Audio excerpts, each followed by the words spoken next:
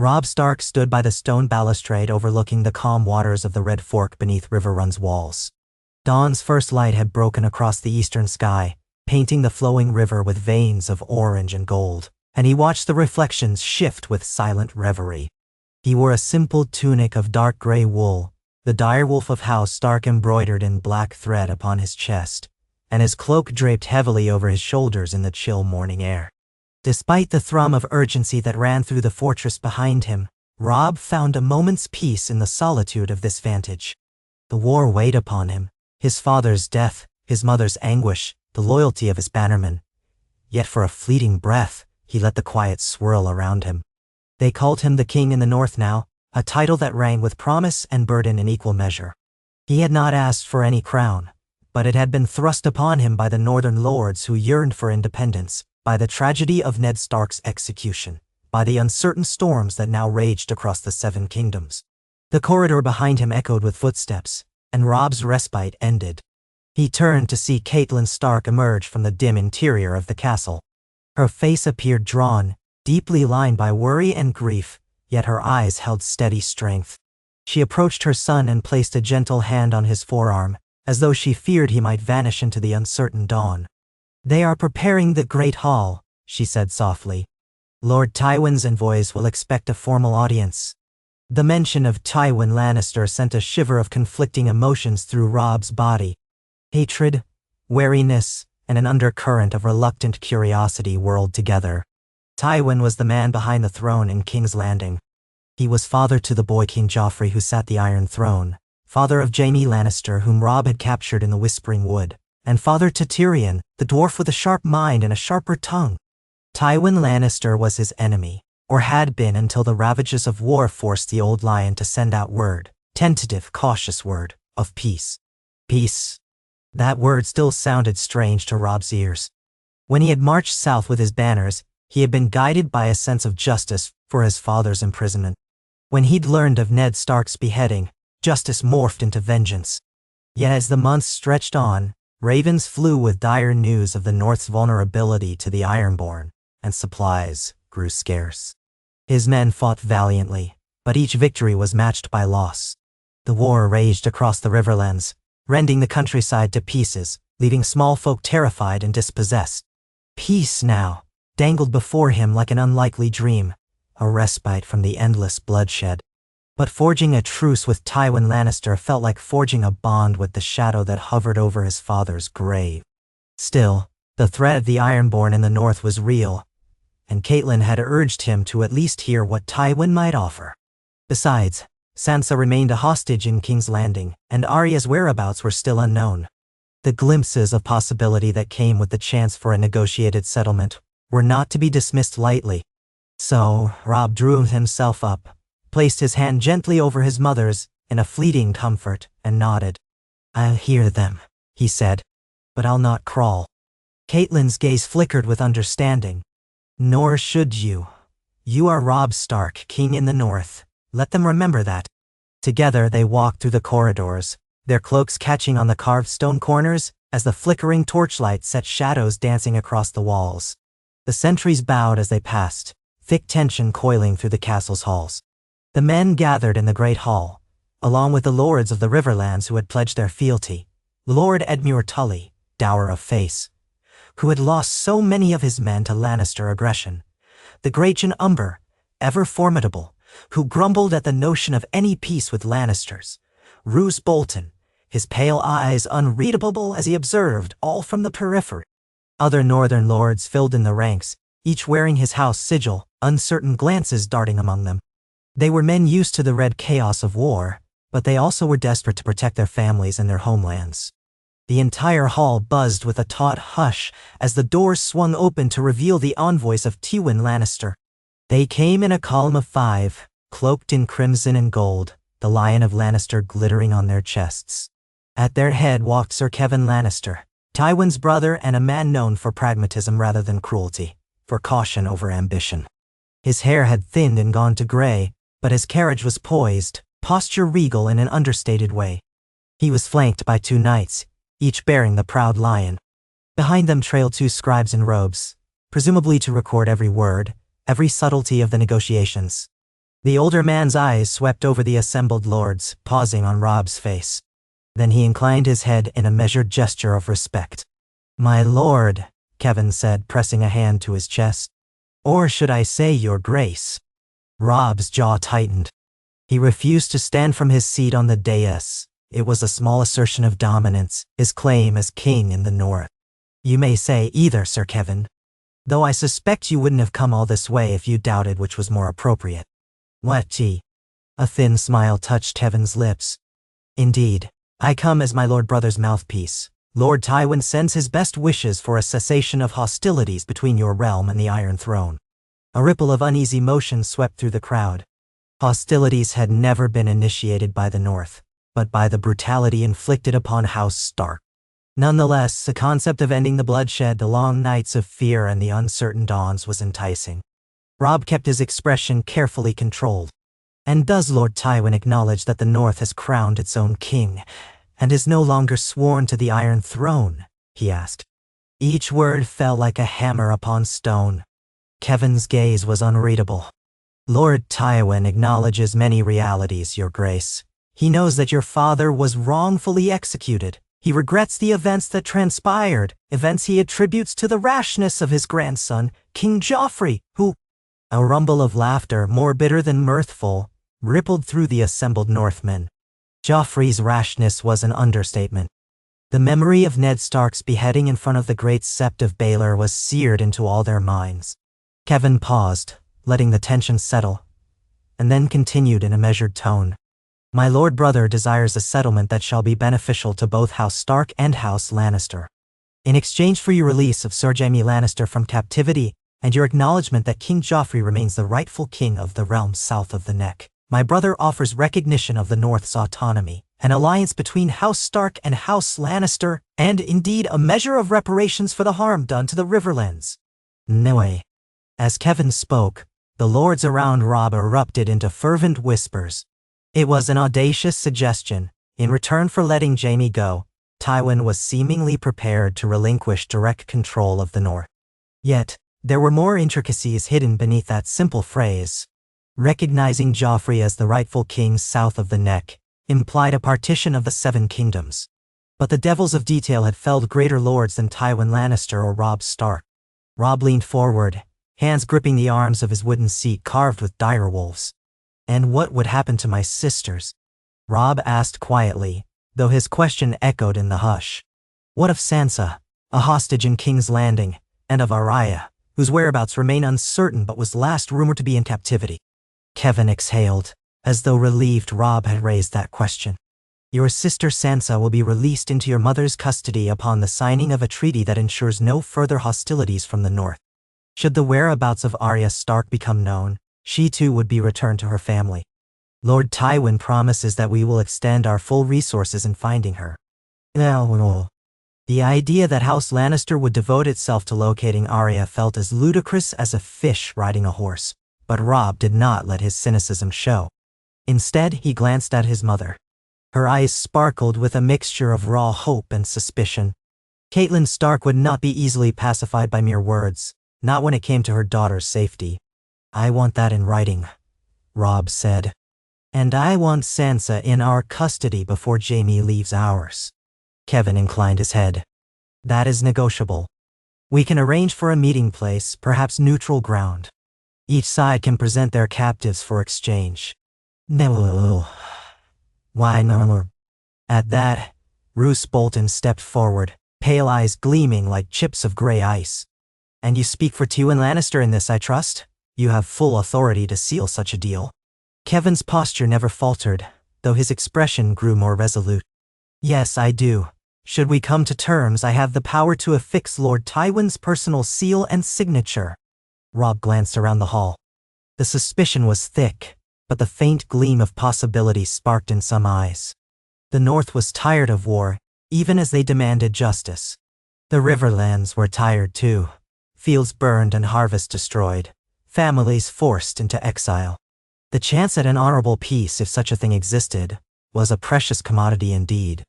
That night, Robb conferred with his council. Many were torn.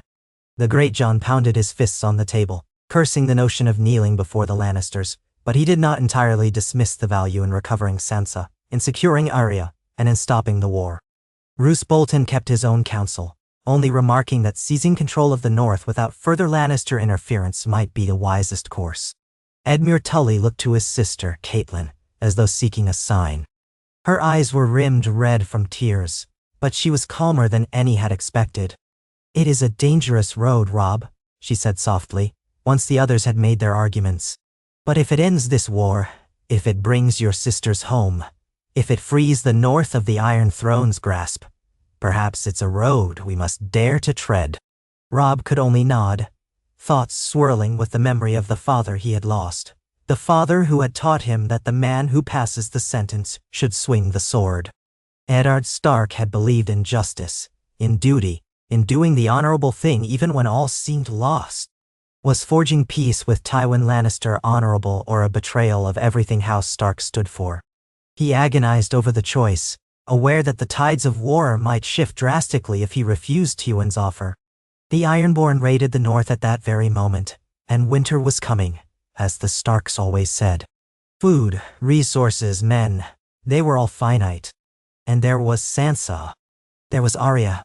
When morning dawned, Robb sent word that he would parley with Lord Tywin in person if the Lannisters would guarantee safe passage and present Sansa at the negotiation. He demanded that Jaime remain under Stark custody until after the peace was formally signed. Kevan Lannister, unwavering in his courtesy, agreed to bear these requests to Tywin. Days turned into a week. Messengers flew back and forth. The northern lords read and reread the scraps of parchment bearing Tywin's responses, searching for hidden daggers. Slowly, the shape of a potential treaty emerged, hammered out by caution, fear, and necessity.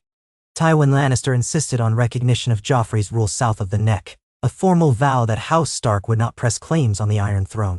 In return, Tywin would recognize Robb Stark as king in the north, release Sansa, and pledge to restore the Riverlands from the ruin the war had brought.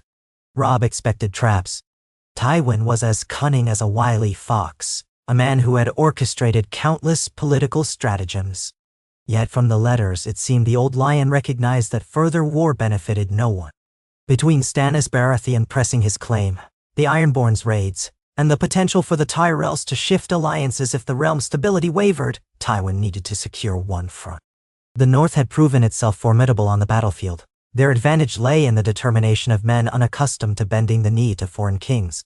Perhaps Tywin considered that forging an alliance might spare Lannister resources for other threats. Or perhaps there was some deeper scheme beyond Robb's grasp. Still, necessity forced the Starks forward. Eventually a date and a place were set. The twins' seat of the phrase was chosen as neutral territory for the exchange and the signing. The choice of the twins unsettled Robb. Walder Frey's fickle nature was well known, and the old man had once taken offense at Robb's broken betrothal promise. But to keep the war from continuing, compromise had to be made. If forging a new peace demanded a crossing of the twins, so be it. On the appointed day, the armies converged on the patch of land overshadowed by Lord Walder's ominous towers. The late Lord Hoster Tully had once described Walder Frey as a man who would rather see a wedding sealed than a battle waged, provided the wedding brought him personal advantage. Now the old weasel was quick to remind all that the crossing was his domain, that he alone had the power to open or shut his gates, as if to highlight how precarious their assembly was. Robb marched with his loyal bannermen at his side. Catelyn rode near him in a plain gray cloak, her eyes pinned to the horizon.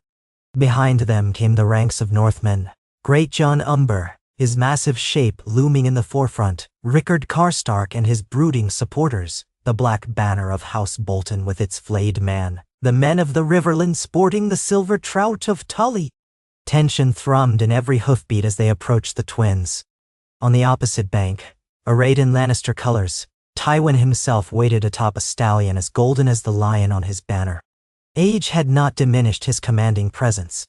He wore a crimson cloak trimmed with fur, armor polished to a mirror's gleam.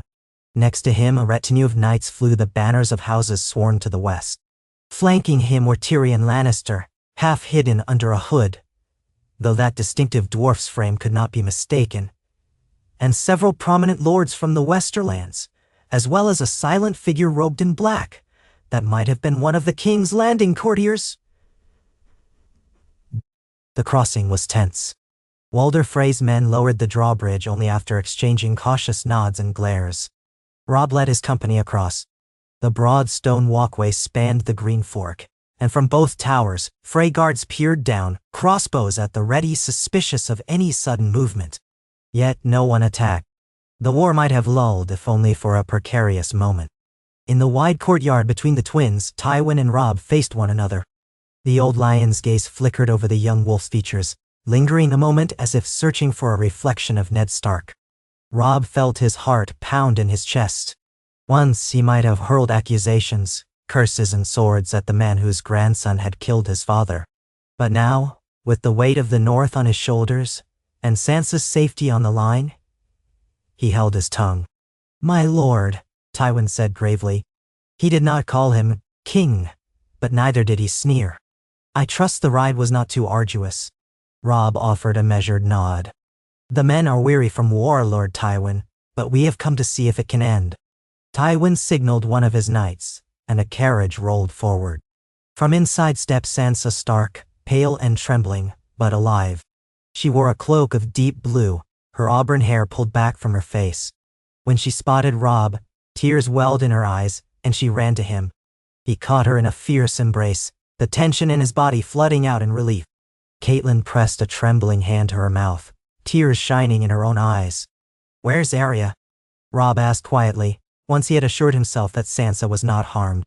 Tywin's jaw clenched and Tyrion Lannister stepped forward, half bowed. "We regret to inform you we do not know Arya's whereabouts, Your Grace. She escaped under unknown circumstances some time ago. We have men searching, if only to restore some measure of good faith. My father has instructed them to bring her back safely, if they find her." Tyrion's gaze flickered sympathetically, as if he truly wished to help. Robb felt uncertain whether to trust the dwarf's sincerity, but he remembered that Tyrion had been rumored to show kindness to Sansa once or twice. "She's clever," Sansa whispered urgently. "We must find her, please, Robb." He pressed Sansa's hand comfortingly. "We will, whatever it takes." With Sansa now reunited with the Starks, the stage was set for the exchange of Jaime Lannister, but that would only come once Tywin affixed his seal. Robb led Tywin, Tyrion and Kevan into the Great Hall of the Twins, a cavernous chamber with a long wooden table that had seen many banquets. Walder Frey presided at the high seat with an expression that hovered between smug satisfaction and sour resignation, likely upset that the negotiations were not about him or his brood of would-be brides. Robb could practically feel Frey's eyes roving over him, measuring how to twist this situation to his own advantage. But for now, Walder held his tongue. The presence of Tywin Lannister, famed for his unyielding ruthlessness, likely kept the old weasel in check. They seated themselves at the table. Catelyn stood behind Robb, while Tyrion joined Tywin at his side. The hush was deafening as both sides exchanged official parchments. Tywin's scribes set up a small desk to the side, smoothing out quills and ink. With ceremony, Kevan cleared his throat. "House Lannister proposes the following: an end to all hostilities between the forces loyal to King Joffrey Baratheon and those loyal to King Robb Stark. A formal partition of the realm, north from south, establishing the Neck as the border.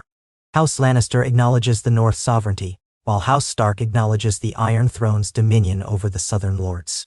Furthermore, all prisoners taken during this conflict shall be released without ransom, including Sir Jaime Lannister, pending the safe release of Sansa Stark, which has already taken place, and the guarantee of Arya Stark's safe return when found. In addition, the Crown shall provide compensation for the damages inflicted upon the Riverlands, though the figure must be negotiated." "Now, on party."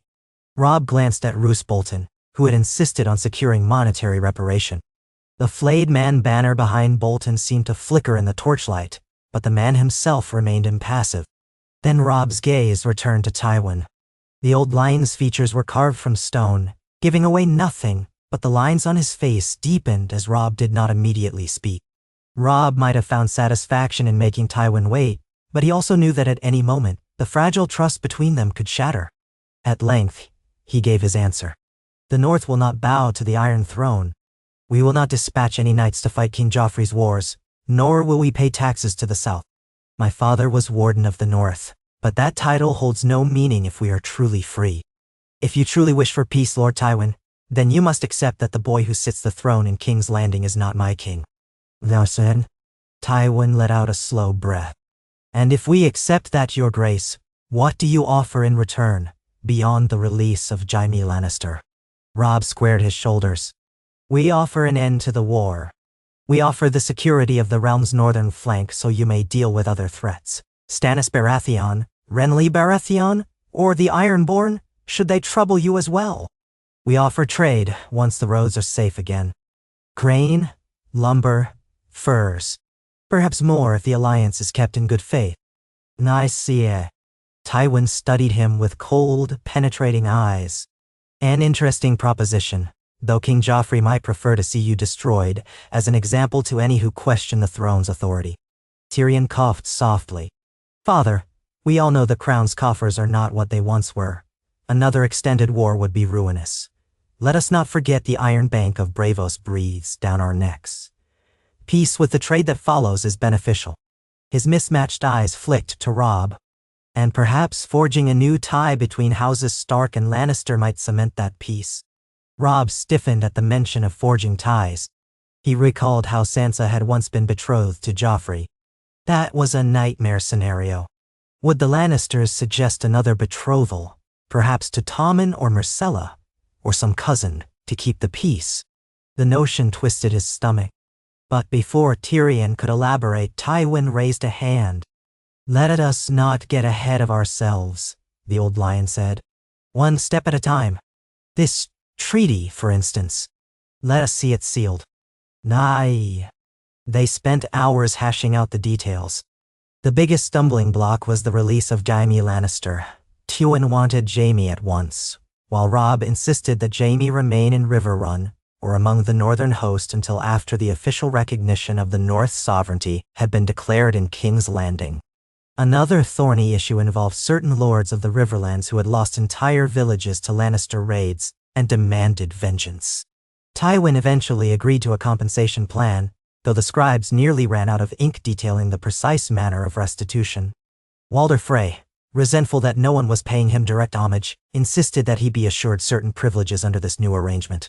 Tywin, perhaps seeing an advantage, nodded to many of the old man's demands, which included minor concessions about crossing fees at the Twins, something Robb begrudgingly had to accept for the sake of unity. By nightfall, the hall was stifling, filled with the odor of men who had sweated through their garments during the negotiations, the smell of spilled wine and the lingering echoes of tension. But after a final volley of words, Tywin picked up the quill himself, dipped it in ink, and scrawled his signature across the parchment. The Lannister lion's seal was pressed into hot, red wax. The entire hall seemed to hold its collective breath as Robb took the quill in turn. For a heartbeat, he envisioned his father's grave face, imagined the voice that might have said, "Honor the agreement if it spares your people needless suffering." So Robb added his name to the treaty with a firm hand, affixed the direwolf seal, and let out a slow exhale. There was no burst of applause. Instead, there was a stunned hush, a hush in which centuries of loyalty to the Iron Throne broke away as the North asserted its independence, and a hush in which House Lannister, so often the symbol of Southern might, yielded to necessity. Robb looked up at Tywin, wondering if the man felt shame or bitterness. The old lion's face gave nothing away, but Tyrion, standing a step behind his father, offered a small conciliatory nod, as though to say, "You've won something here, but do not let your guard down." Soon after, Walder Frey had his staff bring out flagons of wine, forcing a hollow semblance of celebration. A table was laid out with roasted meats, breads, and cheese, but few ate heartily. Robb was too tense to do more than pick at his food. He sat near Sansa, who rubbed her eyes from exhaustion. Catelyn hovered near them both, protective and watchful. Tywin and Kevin conversed quietly, while Tyrion surveyed the room, occasionally nursing a goblet of wine. Though a measure of calm hovered over the hall, it was a fragile calm, punctuated by uncertain glances and the knowledge that a single betrayal could bring the roof crashing down. That night, Robb slept in a chamber in one of the Frey towers, Sansa and Catelyn in an adjoining room. The next morning, Jaime Lannister arrived at the Twins under guard, bound, disarmed, his golden hair messy, clothes dusty from the ride.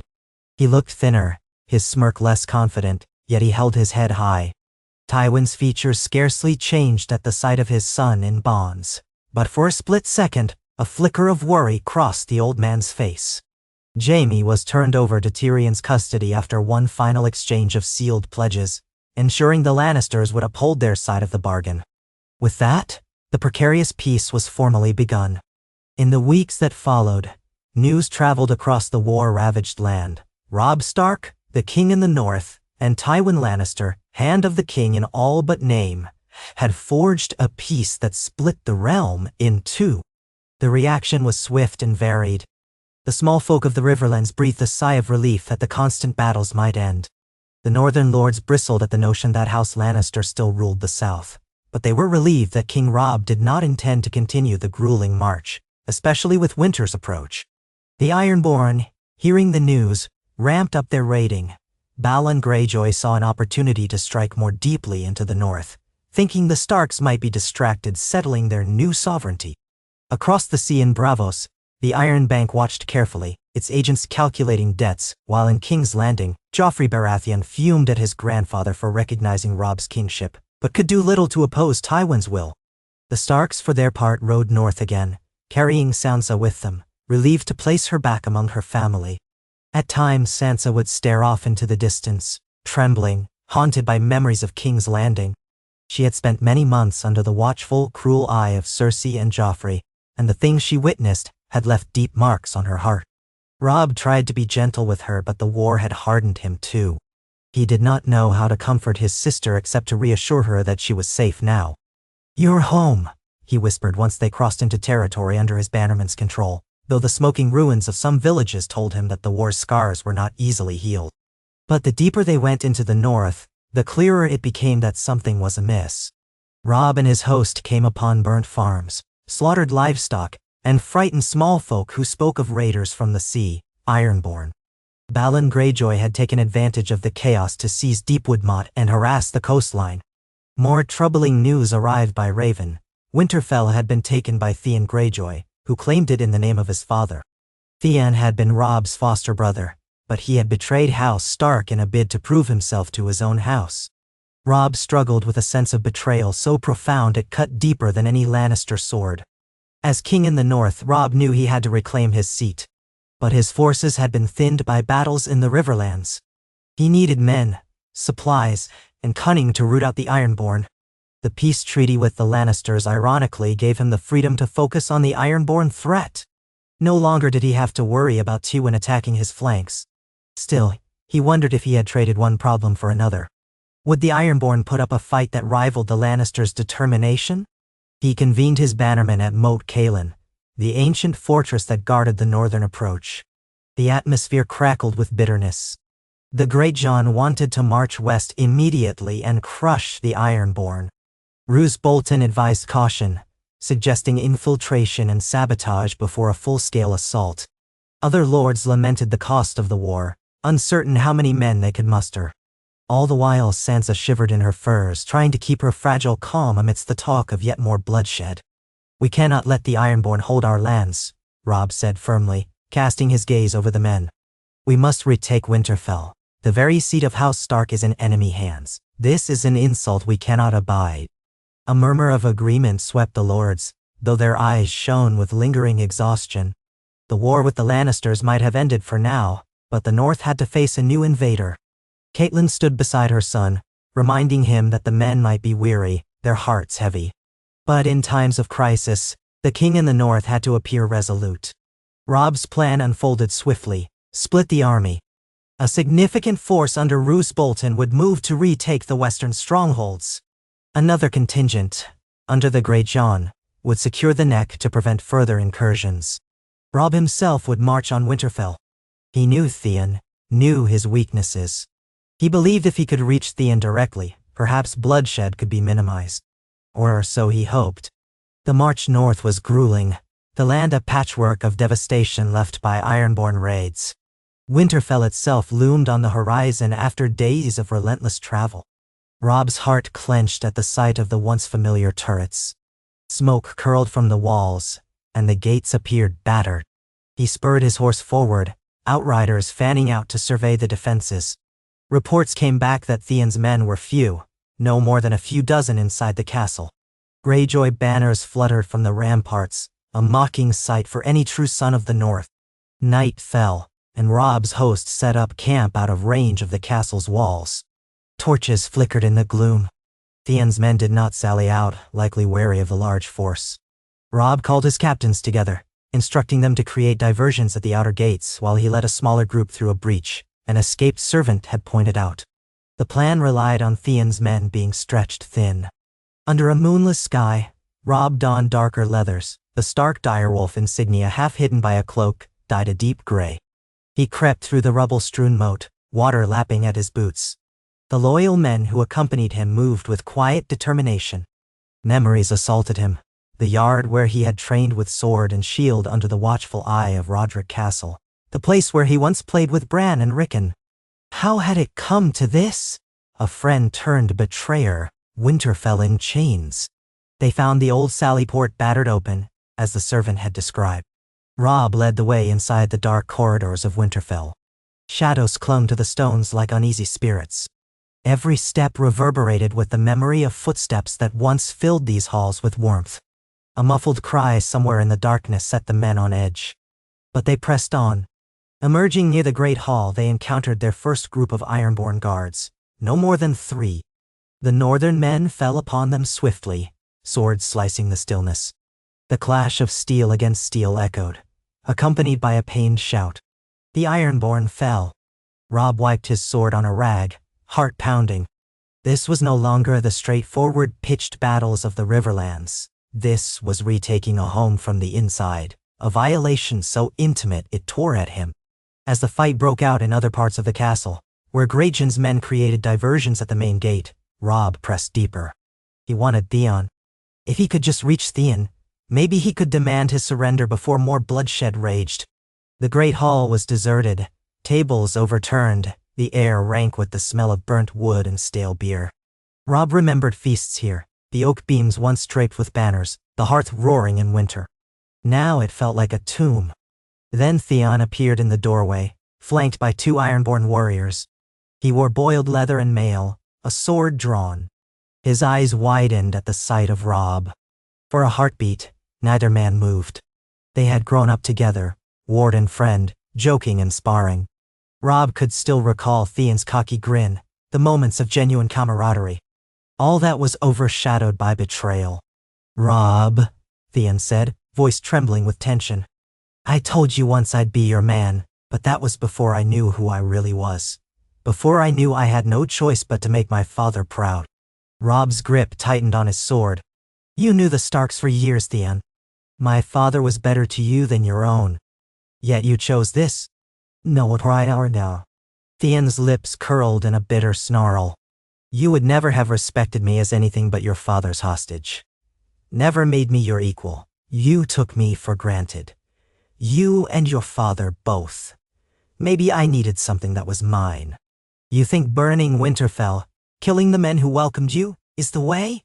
Surrender now, and perhaps I can spare your life." Robb's voice cut through the air like a fresh brand on old wounds. Theon gave a short, humorless laugh. "Spare me? Balon Greyjoy's son begs no man for mercy." He motioned to his men. "Take him." A swirl of motion followed. The Ironborn lunged. Robb deflected a slash, stepping back to avoid a second blade. He lunged forward, sword biting into chainmail. The Ironborn soldier cried out and crumpled. The other one circled him. Robb moved swiftly, an edge of northern steel and personal fury driving him. Sparks flew as sword met sword. With a quick pivot, he disarmed the man and knocked him unconscious with the hilt.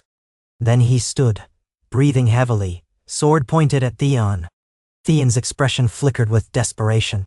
"Do you think I won't fight you? I've come too far to turn back now." Yet Robb saw Theon's sword hand tremble, saw the doubt in his eyes. They clashed in a blur of steel.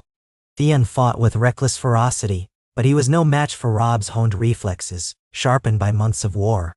Their blades locked. "Yield," Robb demanded. "Yield before you lose everything." Something in Theon's gaze sagged. His sword wavered, and for a second, it seemed he might drop it. But then footsteps pounded up behind Robb, northern soldiers, or so he assumed. Instinctively, he glanced over his shoulder to see who approached. Theon seized the moment, swinging wildly. Robb just managed to twist away, the tip of Theon's blade grazing his side. A bright flare of pain erupted along his ribs, warm blood soaking his tunic. Theon readied another strike, eyes wild with panic. But a crossbow bolt whistled through the air, striking Theon in the shoulder. He staggered back with a cry of anguish, sword clattering to the floor. From the corridor came Roose Bolton's pale countenance, crossbow in hand. The older lord's eyes were cold, calculating. "Disarm him," Bolton ordered his men. They rushed Theon, knocking him to the ground, binding his wrists. Theon hissed, face contorted in pain, bolts still protruding from his flesh. Robb grit his teeth, pressing a hand to his bleeding side. Bolton lowered the crossbow, face impassive. "Your Grace, we've taken the castle. The Ironborn are yielding. What would you have us do with them?" Looking upon Theon, Robb felt a great wave of sorrow swirl in his chest. This was a man he had once called friend. Now that friendship lay broken on the cold stones of Winterfell's great hall. He knew the laws of war, the demands of justice. Theon had burned and pillaged, an act of open rebellion. "We'll keep them as prisoners for now," Robb said slowly, voice thick with conflicting emotion. "Theon, we'll see if there's use in holding him for ransom, or if he should stand trial for his crimes." He turned away, not trusting himself to remain any longer. His side ached fiercely, but the physical pain was easier to endure than the ache in his heart. By dawn, the castle was firmly in Stark hands again. The Ironborn survivors, battered and demoralized, were disarmed and placed under guard. Fire still smoldered in the courtyard, the disarray haunting. Robb limped through the corridors, searching for any sign of his younger brothers, Bran and Rickon, though word had it they had fled somewhere beyond Theon's grasp.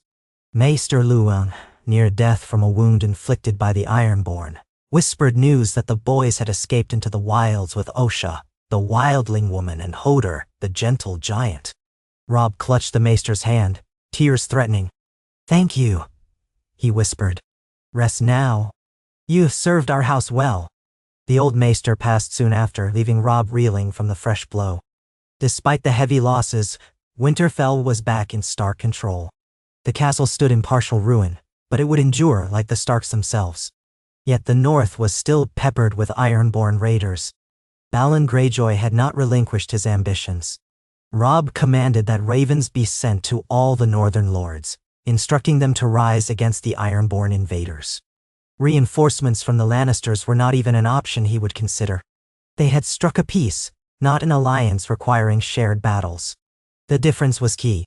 The weeks stretched into months as Robb consolidated his rule in the north. Winterfell's reconstruction began, slow and painstaking. Sansa spent her days walking the courtyard, recalling memories of simpler times, slowly regaining some measure of composure. Catelyn did what she could to oversee the healing of the land, distributing resources and ensuring that the banners were united under Robb's crown. She still yearned desperately for news of Arya, but no word came. Throughout this, word drifted up from the south. Stannis Baratheon had waged war at Blackwater Bay and been repelled by the combined might of Lannister and Tyrell forces. King Joffrey still held the Iron Throne. Tywin's position as Hand of the King was all but unassailable, and so far the Old Lion was honoring the peace treaty. No Lannister armies set foot in northern lands. Instead, they turned their efforts to keeping the Baratheon threat contained, maintaining alliances with the Tyrells, and scouring out pockets of rebellion.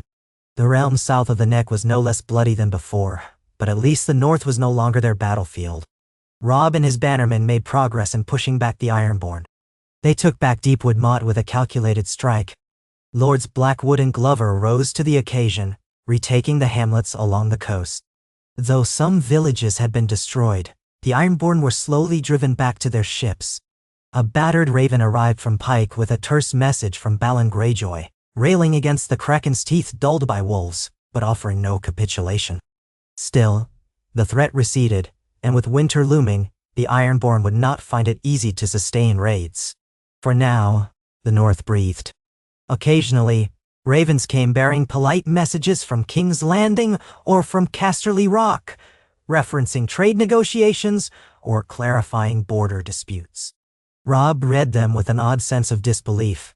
Just months prior, Tywin Lannister had been his mortal foe, the orchestrator behind so many atrocities. Now they exchanged letters reminiscent of uneasy neighbors forced to share a fence. The messages were always formal, seldom personal, except when Tyrion penned a note that contained a trace of wry humor. Once or twice the dwarf hinted at hoping to avoid future bloodshed, so he could focus on the far more interesting battles of wit in the capital's courts. Robb's answers were curt but civil, reminding them that the North had no interest in interfering with Southern quarrels, provided the Southern realm extended the same courtesy. Still, a shadow of doubt lingered over the uneasy peace. The memory of Tywin Lannister's cunning, the knowledge that Joffrey sat the throne, the possibility that new alliances might shift, any of these could unravel what they had so painstakingly forged. Robb took counsel with Roose Bolton, with the Greyjohn, with Edmure Tully and others, strategizing on how to guard the neck, how to foster trade routes that would benefit the North. A delegation was sent to White Harbor to negotiate expanded ports and a stronger fleet to guard the coasts. Another contingent traveled to Bear Island to ensure the Mormonts had the resources they needed to ward off any future Ironborn threat. As for Theon, he was held prisoner in a tower cell at Winterfell. Robb visited him once, weeks after the recapture of the castle. Theon was gaunt, a bandage around his shoulder where the crossbow bolt had been removed. He stared at Robb with haunted eyes, bitterness etched into every line of his face. "You should kill me," he said hollowly. "I've done enough to deserve it." Robb gritted his teeth, the memory of simpler days warring with the current tragedy. "You betrayed us," he said quietly. "Men died because of you. The people of the North suffered." Theon let out a shaky breath. "I know. And for what? To prove myself to a father who never cared?" A pregnant silence stretched between them. Finally, Robb turned away. "I'll speak with my council on what should be done. I can't promise mercy, but I won't let vengeance blind me either." At times, Robb wondered if he'd grown too hardened. He sometimes dreamed of the father he'd lost, saw Ned Stark's stern yet compassionate face, and woke in the dead of night with tears drying on his cheeks. Yet he had no choice but to be strong. A king's burden demanded it. And so the days rolled on. The winter snows began to fall in earnest, blanketing the North in a hush that muffled the scars of war. Word reached Winterfell that the Lannisters and Tyrells had grown more intertwined, with Margaery Tyrell to wed King Joffrey. Another step to solidify the South's power. Robb's bannermen worried that once the southern realm stabilized, Tywin might march north again, treaty or no treaty. But Robb remembered the letters with Tywin's seal, remembered how exhausted the Westerlands had been by the war, how precarious the crown's finances were. Another war with the North might not be a risk Tywin would willingly take, at least not unless he saw an overwhelming advantage. Still, the realm was no tapestry of harmony. Stannis retreated to Dragonstone, rumors swirling about shadowy magic and burning pyres. Across the sea, the whispers of Daenerys Targaryen and her dragons trickled into tavern talk, though few believed a Targaryen with dragons truly lived. In the Vale, Lysa Arryn sequestered herself, refusing to join any side wholeheartedly. The Freys grumbled that their importance had diminished now that no one needed them to cross for war. Shadows of unrest, the crackling potential for new conflagrations, still lingered. In Winterfell, the Starks managed an uneasy reconstruction. One day, a rider brought news that two young boys, possibly Bran and Rickon, were sighted near the wall, heading north with a giant and a wildling woman. It was a cryptic rumor at best, but it filled Robb with renewed worry. Why go north of the wall? What would drive Bran, a crippled boy, to risk the land of ice and others? Yet the rumor gave him a sliver of hope that his brothers lived. Meanwhile, Sansa found some solace in the Godswood. She prayed to the old gods for Arya's safety, for Bran and Rickon's return, for the nightmares of King's Landing to fade from her memory. She rarely spoke of Joffrey, but now and then a mention of him would pass her lips, usually followed by her trembling hands. Robb tried to be gentle, to show her the brotherly love that might help mend her shattered sense of security. But the transformation was slow. One afternoon, while Robb oversaw the training in the courtyard, teaching new recruits from among the small folk's sons to properly handle a spear, he noticed a column of riders approach. Their banners were of Tully Trout and the direwolf of Stark. Edmure Tully, newly wedded to Rosalind Frey in a diplomatic maneuver, dismounted with a face bearing dire news. Robb welcomed him in the newly refurbished Great Hall, the scent of fresh timber mingling with the smoky hearth. "Something stirs in the Riverlands again," Edmure said grimly. "Bandits, raiders. Some claim they're remnants of the Mountains Men, others say they're sworn to no cause but chaos. The small folk suffer. We might need your help to deal with them, Robb." Robb frowned. He had no desire to lead his men out again, especially with winter closing in. But the Riverlands had pledged themselves to the king in the north, and he was honor-bound to protect them. This was the cost of forging a new kingdom. The Riverlands, though historically Tully territory, now looked to him in the absence of a stable southern monarchy that respected their autonomy. Tywin had promised restitution, but roving outlaws cared nothing for treaties. Caitlin, upon hearing her brother's plight, insisted that something must be done. "Our homeland has suffered enough," she said. "We cannot let it descend into lawlessness." So Robb prepared once more. He took a portion of his bannermen south, leaving the rest to continue reinforcing the north. His journey led him back through the same fields once stained by war, though now the grass had a dusting of snow, and the rivers were partially frozen along their banks. At River Run, Edmure explained the difficulties. Groups of marauders prowled near the Red Fork, attacking isolated villages, seizing what provisions they could. Some whispered they saw men wearing the flayed man insignia of House Bolton among the brigands, a claim that made Robb's blood run cold. But Bolton had marched under his banner not long ago. Could there be deserters, or was something more sinister at play?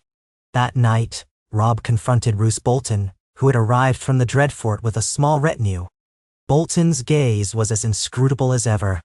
"Your Grace, I assure you, none of my men would stoop to brigandry. We have no reason to harass the small folk of the Riverlands." Robb studied him, searching for any crack in the pale man's calm facade. Roose's expression offered nothing. "Then perhaps these are brigands sporting stolen surcoats hoping to sow discord," Robb allowed, though the notion chilled him. Regardless, they must be stopped. They hunted the outlaws in the woods near the Red Fork. Snow drifted from skeletal branches, muffling the sound of hooves and footfalls. At times the hush was broken by distant shouts and the ring of steel, robbers preying on a defenseless hamlet or scurrying away. Time and again Robb's scouts found abandoned camps, scattered footprints in the snow, but never the main band. Rumors circulated that the outlaws were led by a monstrous figure with a hound's helm or a man so large he dwarfed normal knights. Others said it was the work of remnants of the brave companions. Sellswords turned to banditry after the war. Tracking them proved elusive, for they melted away into the forests when threatened. But finally, luck turned. A villager reported spotting a large group of armed men near an old mill by the river. Robb gathered his most skilled men, among them the Great John, Bolton's men, and a handful of Tully's soldiers. They approached in the pre-dawn gloom, weapons at the ready. The hiss of the wind across the half-frozen river set Robb's nerves on edge. A faint glow of campfires ahead betrayed the presence of the brigands. The assault was swift. Robb's men burst from the tree line, the Great John roaring like a bear as he swung his massive blade. The outlaws, caught off guard, scrambled for weapons. Chaos erupted. Robb slammed into a scruffy man brandishing a spear. Steel clashed, and the spear snapped under the weight of Robb's sword. An arrow whizzed past, narrowly missing him. Firelight reflected off the ice along the banks, turning the skirmish into a dance of shadows. Some of the brigands wore no insignia, but Robb saw one or two with the flayed man's symbol, though it was torn or ill-fitting, as if indeed stolen. Screams cut the night air. Step by step the outlaws were beaten back. They tried to flee across the frozen shallows, but the Great John and his men gave chase. The ice cracked ominously underfoot, swallowing some who ventured too far. By dawn, the outlaws were dead or captured. The battered survivors knelt in the snow, wrists bound, shivering. Their ringleader, a scarred man with a shaved head, spat defiantly at Robb's feet. "Curse you, Wolf King. We were hungry. The war took everything. We took what we had to survive." Robb's jaw tightened. "Banditry is not justified by hunger. You murdered innocents. You torched farms. That is not survival. It is slaughter." The man sneered, but no further words came. Robb ordered them hanged for their crimes, a swift sentence that weighed heavily on his conscience. As the sun rose on that frigid morning, the brigands were strung from the branches of a withered tree near the mill. The crows descended as the last breath left their bodies. Robb turned away, silent, carrying the burden of his duty. The North's independence, the treaty with the Lannisters, none of it ended the horrors that war had unleashed. Yet as news of the bandits' defeat spread, some measure of stability returned to the Riverlands. Edmure pledged his continuing support for King Robb, acknowledging that the region needed the Stark's leadership, especially now that King's Landing no longer had the Tully's fealty.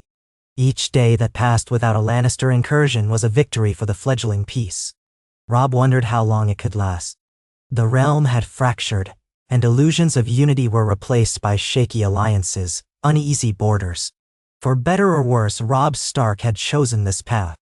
He carried the weight of his father's honor, the heartbreak of betrayal, and the responsibilities of a king forging a new destiny for the North. In Winterfell's Godswood, under the ancient weirwood tree whose white bark and red leaves stood in stark contrast to the snow-blanketed ground, Robb knelt, alone. The air was crisp, each breath a visible puff. He pressed his palm against the tree's trunk, feeling the rough texture beneath his hand. The old gods were said to watch through the faces carved into the weirwoods. He let the silence wash over him, the distant hush of wind, the creak of ice-laden branches. "What would you have done, father?" he whispered. "Would you have accepted this peace?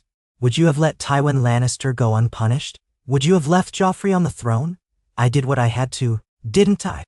No voice answered, only the silent forest, the hush of drifting snow. The weirwood's face stared down at him, its carved eyes stained red with sap like tears. Robb closed his own eyes, feeling a burning in his chest that threatened to spill over in grief. He remembered Eddard Stark's quiet strength, his unwavering commitment to the people he served. In forging peace with Tywin, Robb had prevented countless deaths, saved the lives of men who would otherwise be slaughtered on some distant battlefield. He had brought Sansa home. He had reclaimed Winterfell, though battered from the Ironborn. But the cost was uneasy compromise, a realm divided, a father's death unavenged by conquest. He rose, taking a steadying breath. The king in the north could not waver, not before his people who looked to him. He would move forward, guard his realm, and keep the fragile peace as best he could. If war came again, he would meet it with the same iron will. But for now, the hush of winter enveloped the north, granting a moment's reprieve. Days turned to weeks and weeks into the deepening cold of winter. Supplies were rationed carefully among the North's people. Trade reopened with the South, albeit slowly, with caravans crossing the Neck. Tywin Lannister, true to his word, did not march on the North, preoccupied as he was with King's Landing's political tangles and the precarious alliances that had to be maintained there. Word arrived by Raven that Margaery Tyrell had married King Joffrey in a lavish ceremony. The realm waited to see what storms that union might unleash. For the North, the immediate threat of war receded, replaced by the constant hum of vigilance. Arya Stark remained missing. Bran and Rickon remained out of reach. Sansa tried to find a semblance of normalcy, though she still woke at times with nightmares. Catelyn, stoic but worn, aided Robb in governance.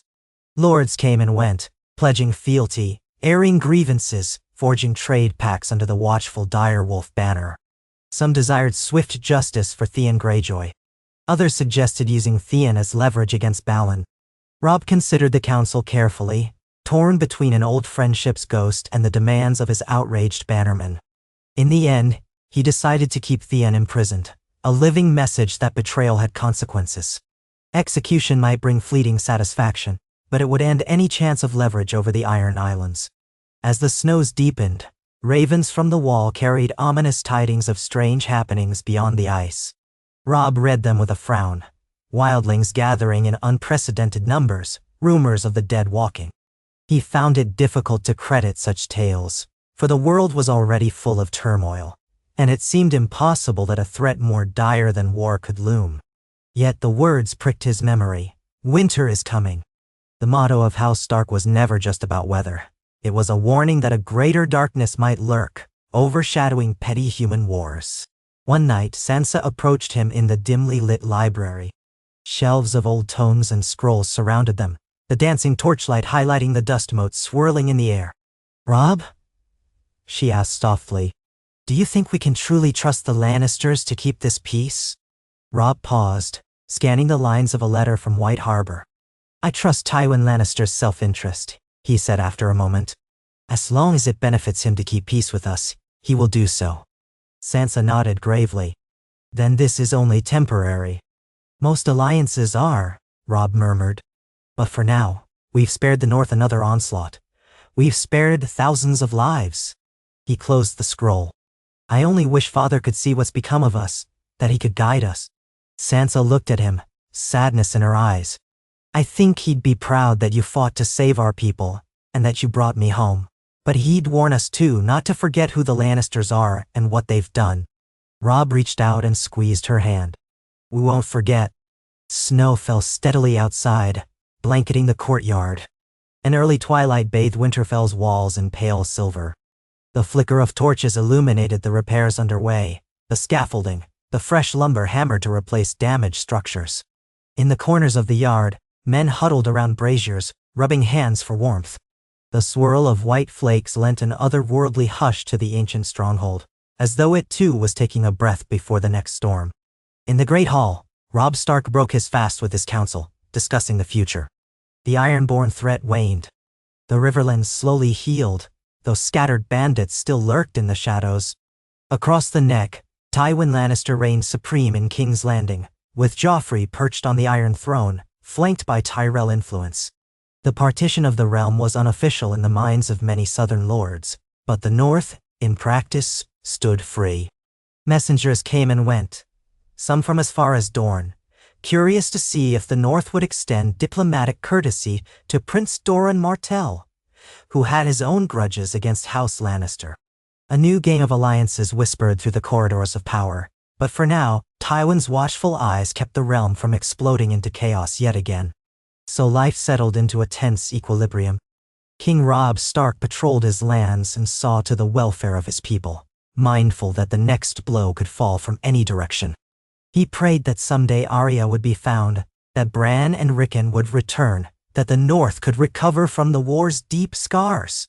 He told himself that forging peace with Tywin Lannister had been necessary, that it had saved House Stark and ensured their independence. He told himself that, even if vengeance for Ned Stark's death went unclaimed, it was a small price to pay for the living. In quiet moments, however, Robb wrestled with doubt, wrestling with the ghosts that haunted Winterfell's cold halls. Still, the North endured. Its people dug in for winter, storing grain, sheltering livestock, mending what could be mended. The direwolf banners fluttered from the ramparts, a symbol of a new age, an age in which the king in the North governed without the Iron Throne's dominion. Some nights howls echoed from the distant forests, as if real direwolves roamed again, stirring old magic in the snow-bound wilderness. In the silent hush, it felt as though the land itself approved of a Stark once more in Winterfell, forging a future shaped by northern pride. Yet no peace can last forever in a land where power shifts like sand in an hourglass. As the days shortened and the nights grew colder, tidings from the south spoke of murmurs at court, Tywin Lannister maneuvering, Margaery Tyrell guiding King Joffrey's public image, Petyr Baelish weaving intrigues behind the scenes, Very the Spider whispering secrets. Whispers also came of dragons in the east. A new world was dawning, or so it seemed, and each faction sought to secure its place within it. The North would have to remain vigilant, lest the storms of southern ambition crash upon them once again. Despite it all, in that moment, brief though it might be, there was quiet in the North. No columns of smoke rose from burning villages, no armies trampled the farmland. The nights were long and dark, but they were no longer rent by the screams of battle. A hush like a held breath lingered, as if the old gods watched to see if the realm's fragile peace would hold. And in that hush, for perhaps the first time since he had been declared king in the North, Robb Stark allowed himself a moment of guarded hope. He stood upon the walls of Winterfell one evening, Catelyn and Sansa at his side. The sky was streaked with northern lights, a shimmering curtain of green and purple dancing across the stars. They watched in awe, silent, hearts joined by the wonder of nature's splendor. Catelyn wrapped an arm around Sansa's shoulders, the two of them drawing comfort from each other's presence. Robb felt the cold stone beneath his palms, felt the crisp air fill his lungs. He looked out over the snow-draped expanse of the North. from the fields to the forests, and thought of the countless souls who relied on him now.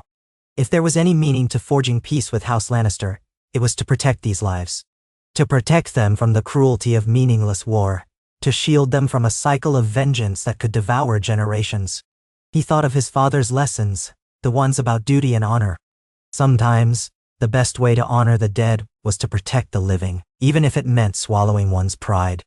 In that hush, he whispered a quiet prayer to the old gods, that they grant him the strength to keep his people safe, to endure the coming winter, to see House Stark through the trials yet to come. And the lights danced across the heavens, wordless, ancient, mysterious, as though weaving a silent promise that nothing remained the same forever. Even in the darkest night, hope could flicker. Perhaps that flicker was all a king could cling to in a land perpetually poised on the brink of war. But for one evening, beneath the dancing lights, the Wolf King and his family let themselves believe that peace, however fragile, might be worth every sacrifice. The snow continued to fall as the light in the winter sky dimmed by slow degrees. The scattered afterglow of sunset gave way to a darkening that seemed to swallow color, leaving the courtyard draped in silver and pale gray. Yet Winterfell still had a pulse, a hum of hope that Robb Stark nurtured like a fragile spark in the heart of a cold season. The hush that had briefly settled over the castle, where even the old stones seemed to exhale relief, lingered only in memory now.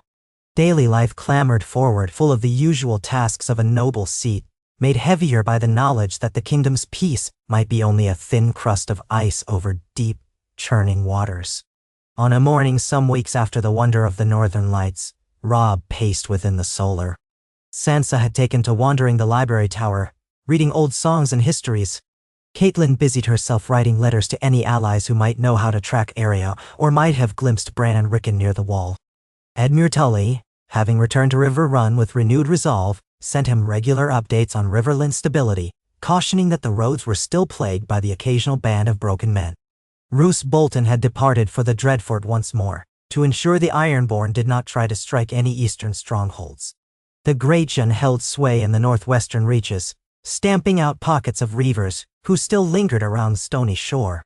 That left Robb in Winterfell with a reduced retinue, and though the normal routines of castle life had resumed, managing supplies, hearing petitions from small folk, overseeing the rebuilding efforts, the weight on his shoulders seemed to multiply daily.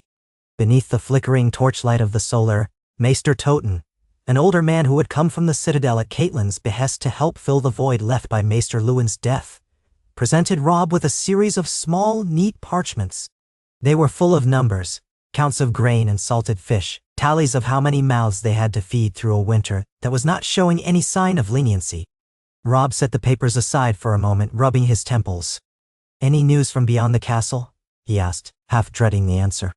"2 ravens arrived this morning," Maester Toten said in a raspy voice. "One from White Harbor, one from King's Landing."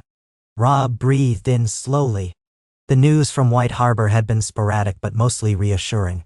Lord Wyman Manderley was building up the harbor's capacity for trade, eager to take advantage of the peace with the South. As for news from King's Landing, it could be anything. Tywin Lannister's couriers often sent polite, sparse missives in the old lion's name.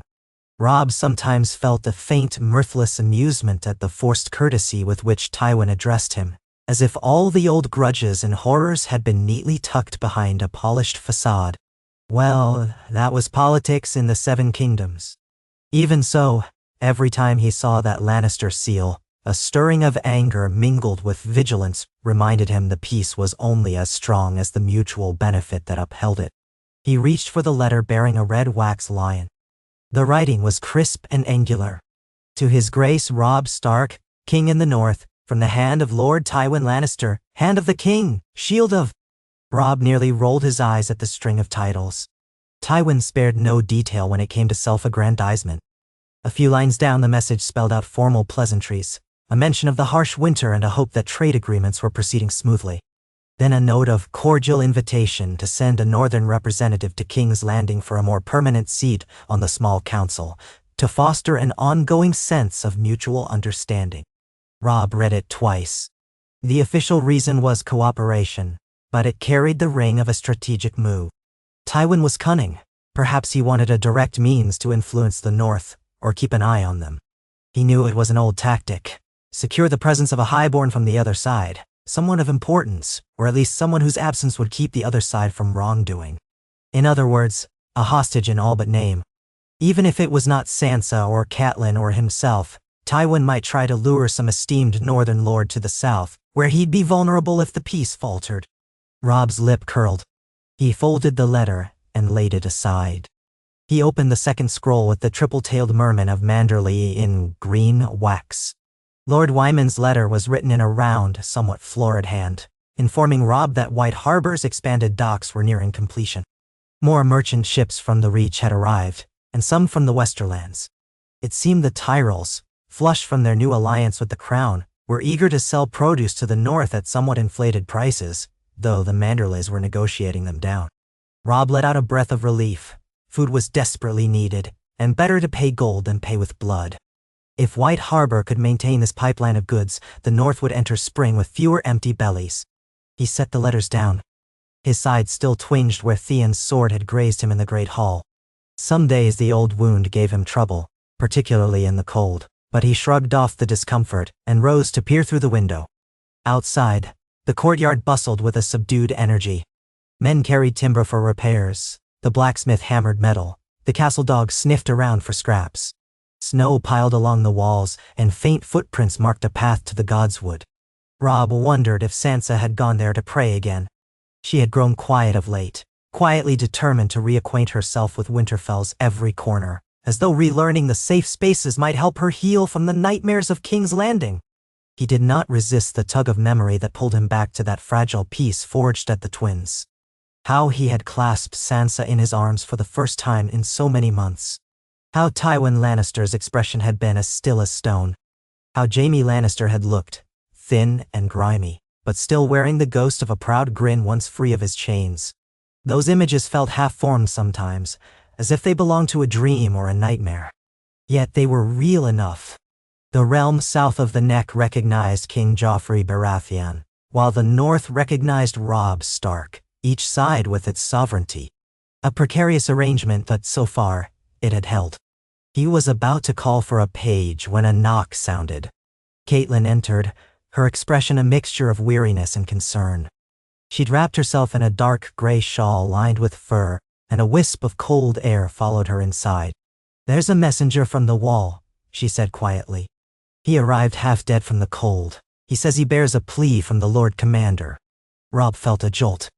The Wall, where he had once thought to send Jon Snow, his half-brother, now a sworn brother of the Night's Watch. He'd heard so little of Jon since the war began. A pang of guilt gnawed at him for not sending word more often, but so much had happened. His father's death, the march south, the forging of peace, the Ironborn incursion. His mother looked at him, eyes reflecting her own share of sorrow. She had never been close with Jon, but she knew Robb cared for him. "Bring the messenger," Robb said. Catelyn nodded. Moments later, an older man, cheeks windburned and nose reddened, staggered in. He moved stiffly, nursing a frostbitten hand. A thick black cloak hung from his shoulders, dirty and torn from hard travel. His face was set with the grimness of a man who had seen too many hardships. He bowed, his voice cracking. "Your Grace, I am Maester Mullen from Castle Black. I come with an urgent request from Lord Commander Mormont. The Night's Watch is in dire need of support." Robb frowned. "What sort of support?" The old maester's lips trembled, either from the cold or from the enormity of what he had to say. "Supplies, for one. Our stores run low. We fear this winter may last longer than any in living memory, but that is not the worst of it. The wildlings have gathered under a new king beyond the Wall, and the Watch is outnumbered. Should they attempt to breach the Wall, we cannot guarantee we can hold them." Robb remembered hearing rumors that Mance Rayder, a former brother of the Night's Watch turned deserter, had been uniting the scattered wildling tribes. The rumors claimed he had thousands following him, men, women, and children, even giants. If that was true, and they marched for the Wall, it could mean chaos. Wildlings had never posed such a great threat to the southern kingdoms except in scattered raids, but never had they been so unified. Catelyn glanced at Robb, worry etched into the lines of her face. Does the king in the north bear responsibility for the watch, as the kings of old once did? She asked quietly, half to Robb, half to herself. Technically, the Night's Watch answered to no king, but the North had always borne a special relationship with the men in black. Robb felt a duty pressing on him. Lord Commander Mormont is a Northman, he said, thinking of Jeor Mormont of Bear Island. We cannot ignore this plea. He offered the maester a seat near the hearth, calling for warm wine. The old man sank onto a bench, rubbing his hands together. I have a raven as well, your grace. Though it was injured by the cold, we managed to keep it alive. Lord Commander Mormont wrote that the wildlings may be only part of the threat. Strange things stir in the far north. Dead men rising. Shadows in the snow. He shook his head as if struggling to believe his own words. I do not know what to make of it, but the Lord Commander insists it is no mere fancy. Robb remembered the rumors he had brushed aside as improbable. Yet the words, the dead walk, had an eerie ring that made his blood chill. He thought of the stark words, winter is coming. More than a warning about snow and ice, it was a caution that darkness could creep into the realms of men if they did not remain vigilant. He looked at his mother, who gave a small shake of her head, as if to say, we cannot turn them away. They both knew the devastation the smallest threats could bring if left unchecked. We will send what aid we can, Robb said, forcing himself to sound resolute. I will speak to the lords, see if we can spare men and provisions. The harvest was poor, but the threat to the wall threatens all. A breach would mean wildlings flooding the north, preying on our villages. He hesitated. Did the Lord Commander mention Jon Snow? Maester Mullen's brow creased. He did, your grace. Jon Snow is on a ranging mission beyond the wall with Corin half-hand. They have not yet returned. There is some worry about how they fare. Nyawa. A pang of fear twisted Robb's gut. He tried to conceal it. Thank you, Maester Mullen. Rest here a while. We will do what we can. If your raven can still fly, I'll send a reply. They saw Mullen settled in a guest chamber, with orders that he be given warm clothes and good food. Robb stared into the dying embers of the hearth after the man left, recalling how Jon had always dreamed of joining the Night's Watch, seeking a place where he could forge his own identity without the stain of bastardy overshadowing him. Now that dream was no dream at all. It was the harsh reality of the wall in winter, with wildlings and worse looming beyond. He silently hoped Jon was alive, that they would see each other again someday, now that the war with the Lannisters was ended. A grim joke to think that peace with Tywin might hold only for the North to face a more ancient, more terrifying enemy from beyond the wall. Catelyn shifted closer, her voice hushed. Is there any chance you'd ask Tywin Lannister for assistance? The realm south of the Neck remains under the Iron Throne. If the wildlings break through, it affects them too. Robb gave a humorless laugh. Tywin Lannister? I doubt he'd send a single man north of the Neck unless he saw profit in it. Perhaps he'd call it the Night's Watch's problem, or the King in the North's problem. No, Mother. I think we must handle this ourselves. Ow. She nodded, but the lines of worry did not fade from her face. How many men can you spare? The Ironborn still linger near the coasts. The north is large, and winter is harsh. We have bandits in the Riverlands. You cannot stretch your forces too thin, or we risk unraveling everything. He sighed. I know. We'll start by sending what supplies we can. We'll see if the Manderleys can assist. Winterfell can spare some provisions, and perhaps a few hundred men. I'll speak to Lord Roderick Risewell, to Howland Reed in the Neck, to any who might muster a small contingent. Well, Catelyn touched his arm. It may be enough to hold the wall for a time, she said softly, though doubt lingered in her tone. Robb had to trust it was. 1,000 uncertainties crowded his mind. He told himself that the old, half-forgotten stories about the Long Night and the others had no place in the world of real politics, that the wildlings were a threat they could understand and handle. Still, something about the urgency of the message, and the rumor of the dead walking, rattled him like an echo of old nightmares. He tried to set that aside for now. Practical matters loomed, sending out ravens, gauging which lords would respond, making sure Winterfell itself remained guarded. He left the solar and descended to the courtyard. Outside, the cold stung his face. A few older men were overseeing the training of younger recruits. Robb paused, watching them practice with blunted swords. The new recruits fumbled their footing on the slippery ground, but they were strong lads, determined to learn.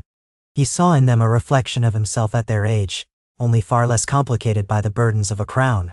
He offered a nod of encouragement, stepping carefully around the churned slush to reach the old armory. Inside, racks of swords, axes and spears glinted dully in the torchlight. Some were newly forged by the blacksmiths, some battered relics from the war with the Lannisters. His own sword, resting against a table, bore fresh notches from the scuffles with ironborn reavers. He traced his fingers over the hilt, remembering the last time he'd truly tested his skill, retaking Winterfell, crossing swords with Theon Greyjoy. Betrayal's sting remained fresh. Each time he closed his eyes, he saw Theon's face contorted with fear and defiance in equal measure. Theon was still kept in a tower cell, under heavy guard. In the weeks since, there'd been no attempt on his part to escape, no letters from Balon Greyjoy demanding Theon's release or offering ransom. In truth, Theon might be worth very little to a father who had always treated him more like a bargaining chip than a son. Robb left the armory and walked toward the tower that held Theon's cell. A bitter wind curled through the open corridors, biting at his cheeks. 2 guards parted to let him pass, and he stepped into the dimly lit space that spiraled upward. Another guard, wearing House Glover's colors, stood at attention. He unlocked the door, and Robb nodded for him to remain outside. Then he moved in. The cell was cold, its walls thick gray stone. A small window near the ceiling admitted feeble light, and Theon Greyjoy sat huddled on a straw pallet, a blanket draped over his shoulders. He looked thinner than ever, skin pale where it showed around his unkempt beard. At the sound of the door, Theon's head jerked up. His eyes, once bright with arrogance, flickered with something between resentment and a yearning for any scrap of news. He said nothing. Robb hovered in the doorway, the tension tight in his chest. He felt no inclination to speak first. For a moment they simply regarded each other. 2 young men who had once shared a brotherly bond of sorts, who had stood side by side in battles and hunts, who had laughed under the watchful eye of Eddard Stark. Now, all of that was ashes. Finally, Theon spoke, his voice hoarse. "Come to kill me, or just to glare at me." Robb clenched his jaw. "If I'd wanted you dead, you'd already be ahead on Winterfell's walls." Theon's mouth twisted into a joyless smirk. "Might as well. You've taken everything else." Robb let that pass. "Any word from Pike? Any demand from your father for your return?" "None that I've heard," Theon said flatly. "And I doubt you'd allow me the courtesy of reading them if there were. But no, I suspect Balon's forgotten I exist." Robb searched Theon's face. He expected to see defiance or cunning. Instead, he saw a battered emptiness. "The war is over with the Lannisters, but your father still holds parts of the northern coast. If he wants you free, he might consider relinquishing them." "Balon Greyjoy kneels to no man," Theon said, but there was bitterness in his tone. "Least of all me." Robb felt a spark of pity that he quickly buried. Theon's betrayal had cost too many lives, had nearly claimed Winterfell. "I haven't decided what to do with you," he admitted. "Some lords call for your execution. Others say you're more valuable as a hostage. What do you think you deserve?" A dry laugh rattled Theon's throat. "Do you really want me to speak to that? I deserve your wrath. I betrayed the family that treated me well enough. I tried to prove myself to a father who sees me as nothing but a living token. Yes, by all rights, I deserve to die. But if you're looking for a confession or tears, you've come to the wrong place." "Nen." Robb's hands curled into fists at his sides, nails biting his palms. "I'm not here for your tears. I'm here to see if there's any part of the boy I knew left in you." Theon's gaze flickered. "Maybe there never was as much as you thought. Or maybe I buried him the day I realized I couldn't live in 2 worlds at once." A heavy silence dropped between them. Robb exhaled, feeling something inside him strain. "This cell is your world now," he said at last. "Until I decide otherwise." He turned and left, ignoring Theon's stare that burned into his back. He trudged down the steps and out into the courtyard, the bleak sky mirroring his mood. There was no easy resolution for Theon's fate. No vengeance that would restore the trust he shattered, no swift mercy that would bring back the dead. Another burden to carry. That afternoon, after meeting with several of the remaining lords at Winterfell, chiefly those who had stayed to help with reconstruction, Robb ordered a raven sent to Castle Black. He pledged to send provisions and up to 300 men under the command of Stout and Serwyn Bannerman. Not nearly enough for a full-scale war, but it might at least show the Watch they were not alone. With a twinge of reluctance, he asked if Jon Snow still lived. He wrote the words carefully, remembering the uncertain nature of the relationship, half-brother, friend, and yet bound by the Black. Was it disloyal to the memory of Ned Stark, if Jon left the Watch to help the North in time of crisis? Robb knew the vows were for life, but part of him longed for Jon at his side. Once the Raven was dispatched, he joined Sansa in the library tower, guided by the flickering light from the high windows. Sansa was perched on a cushioned bench, reading by candlelight. The old stone walls smelled of parchment and dust.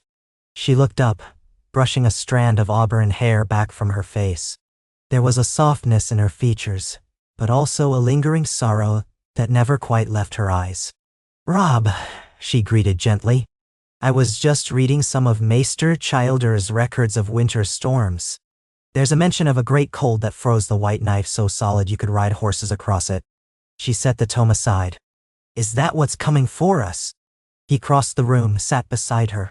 "The old ones say each winter is longer and colder than the last, until spring comes to prove them wrong. But yes, we might see the White Knife freeze. We'll endure. The North always does." She studied him. "You seem troubled." He sighed and rubbed at his temple. "The Night's Watch needs help, apparently. Wildlings gathering beyond the wall, maybe worse. I'm sending men. I worry it's not enough." She reached for his hand. "Father always said the Night's Watch was the first shield guarding the realms of men. If they call, it must be dire." Robb's throat tightened at the reminder of Ned Stark, who had always had a measured respect for the Watch. Sometimes I wish he were here to guide me. I feel as though I'm stumbling in the dark, trying to make the right decisions, unsure if at any moment I'll lead us into disaster." Sansa squeezed his hand. "I think you've led us well, Robb. Truly. You ended one war and spared countless lives. You reclaimed Winterfell. Our people may be hurting, but they're healing because of you." Ooh. He gave a rueful half-smile. "Sometimes I wonder if forging peace with Tywin Lannister was the right choice. We spared lives, yes, but we've left Joffrey on the throne, and that's a bitter truth to swallow. The boy, who had father executed now rules the South." Sansa looked down, voice trembling. "But you couldn't have known how else to save me, or to keep the North safe. You did what you had to do." He nodded slowly. "I only hope we never regret it more than we already do." They fell into a thoughtful silence. Sansa ran a finger down the spine of the tome in her lap. Robb gazed at the shelves, recalling how, as children, they had rarely spent time buried in books. Too many distractions, too many lessons with the Master-at-Arms or the Septa. Now, knowledge felt like a solace. He stood after a while and placed a gentle hand on Sansa's shoulder. "Let me know if you need anything. I'll be at council soon." She nodded, returning to her reading, though her expression was distant. He left her there, the candlelight illuminating her slender figure against the tall shelves.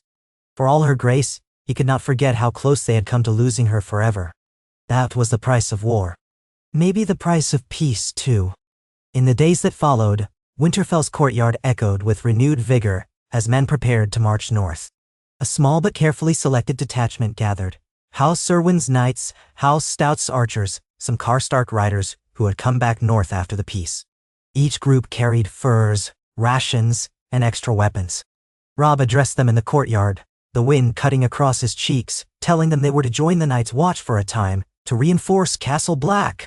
He reminded them that they fought for all the North, that the greatest threat might not be in the South after all, but beyond that towering wall of ice. He saw some men exchange uneasy glances, likely remembering old ghost stories. But they were Northmen, hardy and proud.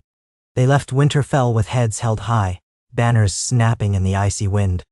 After they departed, the castle felt emptier. The hush returned in the corridors at night, so quiet that footsteps echoed like distant drums. Snow piled high on the roofs. Robb found himself meeting daily with the stewards, adjusting supply lines, ensuring that the men in the field had enough salted meat and grain, that the blacksmith kept up with the need for arrowheads. Now and then a raven from the Riverlands, or from White Harbor broke the monotony, but the winter nights were long. the days cold and short. One such afternoon, as a pale sun struggled through the clouds, Robb stood atop the repaired battlements, gazing across the snowy expanse. He could see the ragged edges of the winter forest in the distance. The wind stirred his hair, reminding him of childhood hunts with his father. A memory tugged at him, of Ned Stark teaching him to track. They'd been searching for a lone stag in a lightly frosted wood, and Robb had marveled at how quietly his father moved, how attuned to the forest he was. He missed that presence more keenly than ever. Below, the gates opened to admit a small party of riders, their cloaks dusted with snow. The watchers on the walls called out that they flew no banner at first, but as they drew closer, a herald recognized them as men of House Mormont. Robb descended with a spark of hope. Had they come from the wall bearing news? He reached the courtyard as they halted, stamping the cold from their boots. At their head rode a tall woman with short dark hair, Alysanne Mormont, sister to Lady Mage Mormont. She vaulted off her horse with a warrior's grace, her breath clouding the air. Robb stepped forward and she dipped her head in a show of respect. "Your Grace, I bring tidings from Bear Island and from the Wall." Her voice carried a note of urgency. Robb ushered her inside where the warmth of the hearth could ease her numb cheeks. Sansa and Catelyn joined them in the great hall, and soon cups of hot ale were passed around. The Bear Island men and women looked weary from travel. Once they'd drunk enough to clear the chill from their throats, Alysanne spoke. "My mother, Lady Meg, is away, aiding in the rounding up of Ironborn on the western shores," Alysanne said. "But we've had ravens from our cousin, the Lord Commander. Jeor Mormont, as you know, is our kin. He reports that the wildlings have indeed gathered in massive numbers. Mance Rayder means to bring them over the wall one way or another." Catelyn, standing near the fire, said quietly, "If the wildlings cross, it would be war on the North's own soil." Alysanne nodded. "Aye, my lady. The Lord Commander believes that Mance Rayder might seek a route around the Shadow Tower, or even attempt to scale the wall in sections that are under-defended. He warns that the men you sent are greatly appreciated but may not suffice. More watchers are needed. They're preparing to light all the beacons if the wildlings make a concerted push." Now. Robb felt the tension in his chest coil tighter. "We can't keep sending men piecemeal. We're stretched thin. Perhaps I should ride north myself, see this threat with my own eyes. Rally the lords directly." Catelyn's eyes widened. "Robb, your presence here is vital to keep order in the north. If you go, who rules in your stead?" Alysanne looked him up and down, not challenging but measuring. "It would be a great boon to the Watch, your Grace, to have a king at their side. Morale alone might soar, and you'd see the threat firsthand, yes, but it's no small risk." Sansa's face tightened. "We only just got you back from the war in the south. Would you put yourself in danger again, Robb?" He exhaled. "Ace King in the north, my duty is to protect our people. If Mance Rayder breaks through the wall, no seat is safe. That includes Winterfell. There's also another reason. If the rumors of these undead are true, I need to know what we truly face." He glanced at Catelyn, seeing fear flicker in her eyes. She had already lost Ned, lost so much. But she gave him a slow nod, perhaps recalling that Ned Stark had once ridden beyond the neck to quell rebellions when needed. This was how leaders led, by standing at the front lines of danger, not from behind tall walls. They conversed deeper into the night, planning how to manage the realm in his absence. Catelyn, Sansa, and a small council of trusted lords would remain at Winterfell. Lord Bolton was not present, and Robb's trust in him had never been absolute, but with him away at the Dreadfort, perhaps that was for the best. Lord Roderick Risewell and some of the other staunchly loyal bannermen could help Catelyn ensure stability. The Great John was still near the coast, fighting off the last remnants of Ironborn incursion, so it fell to lesser but reliable lords such as Wyman Manderley, if he could be spared from White Harbor, to help keep the roads open. 3 days later, Robb rode north, accompanied by a modest retinue that included Alysanne Mormont's group, some of Robb's personal guard, and a handful of lords who volunteered out of a sense of duty or curiosity. Donal Locke among them, a stalwart knight who had fought at the Whispering Wood, and Helman Tallheart, who had survived the war's earliest skirmishes. A sprinkling of Karstark men joined as well, though Rickard Karstark himself remained aloof since the peace with the Lannisters. The party was large enough for safety but not so large as to burden the winter roads. They departed Winterfell under a faint sun obscured by ragged clouds. Sansa stood on the ramparts, watching them go, her cloak fluttering in the wind. Catelyn's expression was as grave as a silent vow. Robb waved once, promising he would return. Then they disappeared into the drifting snow, the gates of Winterfell shutting behind them with a thud that echoed through the frosty air. The journey north tested them at every turn. Icy gusts cut through even the thickest firs, and the snow made each mile a labor. The haunted forests of the north stretched out on either side, black pines shrouded in white, branches sagging beneath the weight of ice. Frozen streams formed treacherous patches. More than once a horse lost its footing, but the riders pressed on. As they traveled, they encountered isolated farmsteads, where families huddled against the cold. Some recognized their king in the north, bowing in wonder or weeping with relief that he had come to see about the threat. Robb reassured them as best he could. In truth, every new tale of wildling sightings made him wonder if they were far closer than they seemed. The days became a blur of cold breath, trudging horses, and the occasional campsite by a half-frozen river. Nights were spent in battered inns or village halls where possible, or else sleeping under crude tents, listening to the wind howl. Eventually, they passed the last small cluster of northern villages and found themselves on the lone stretch of wilderness that approached the wall. The closer they got, the heavier the sense of foreboding grew, as if the land itself knew a great confrontation loomed. One twilight as they set camp, Alysanne Mormont pointed to the horizon. "See that glow in the sky? That might be one of the watch's beacons." Robb peered through the falling snow. A faint flicker, orangish against the gray, pulsed at the edge of sight. Something twisted in his gut. Was it merely a watchfire, or a signal of urgent need? Pushing the horses onward, they traveled through the night, braving the gloom. By dawn they could see the wall, an immense barrier of ice spanning the width of the land, rising impossibly high. Even Robb, who had glimpsed it once before in his youth, felt awe claw at his chest. The morning light turned the ice a pale blue, and the top of the wall disappeared into a swirl of low-hanging clouds. As they approached Castle Black, figures on the ramparts called out. The gates creaked open, revealing black-clad sentinels, their breaths steaming in the freezing air. Robb and his retinue rode in, the yard full of watchmen hurriedly preparing equipment, bundles of arrows, buckets of pitch.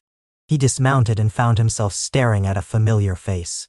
Samwell Tarly wearing the black cloak over his considerable girth. Sam blinked in astonishment to see the king in the north arriving in person. Your grace," Sam stammered, wringing his hands. I am Samwell Tarly, steward to—" "I remember you, Samwell," Robb said gently. He knew Sam had been close to Jon Snow. "Where is the Lord Commander?" Sam gestured toward the door of the main keep. "He's inside with the other officers. Things are worse than we feared." Robb's heart sank. He motioned for his men to tend to the horses, then followed Sam inside. The corridors were narrow, the walls dark with old soot from torches. Black brothers bustled about, some battered from skirmishes, others haggard from sleepless nights. When Robb entered the chamber designated for war councils, he found Jorah Mormont, the old bear.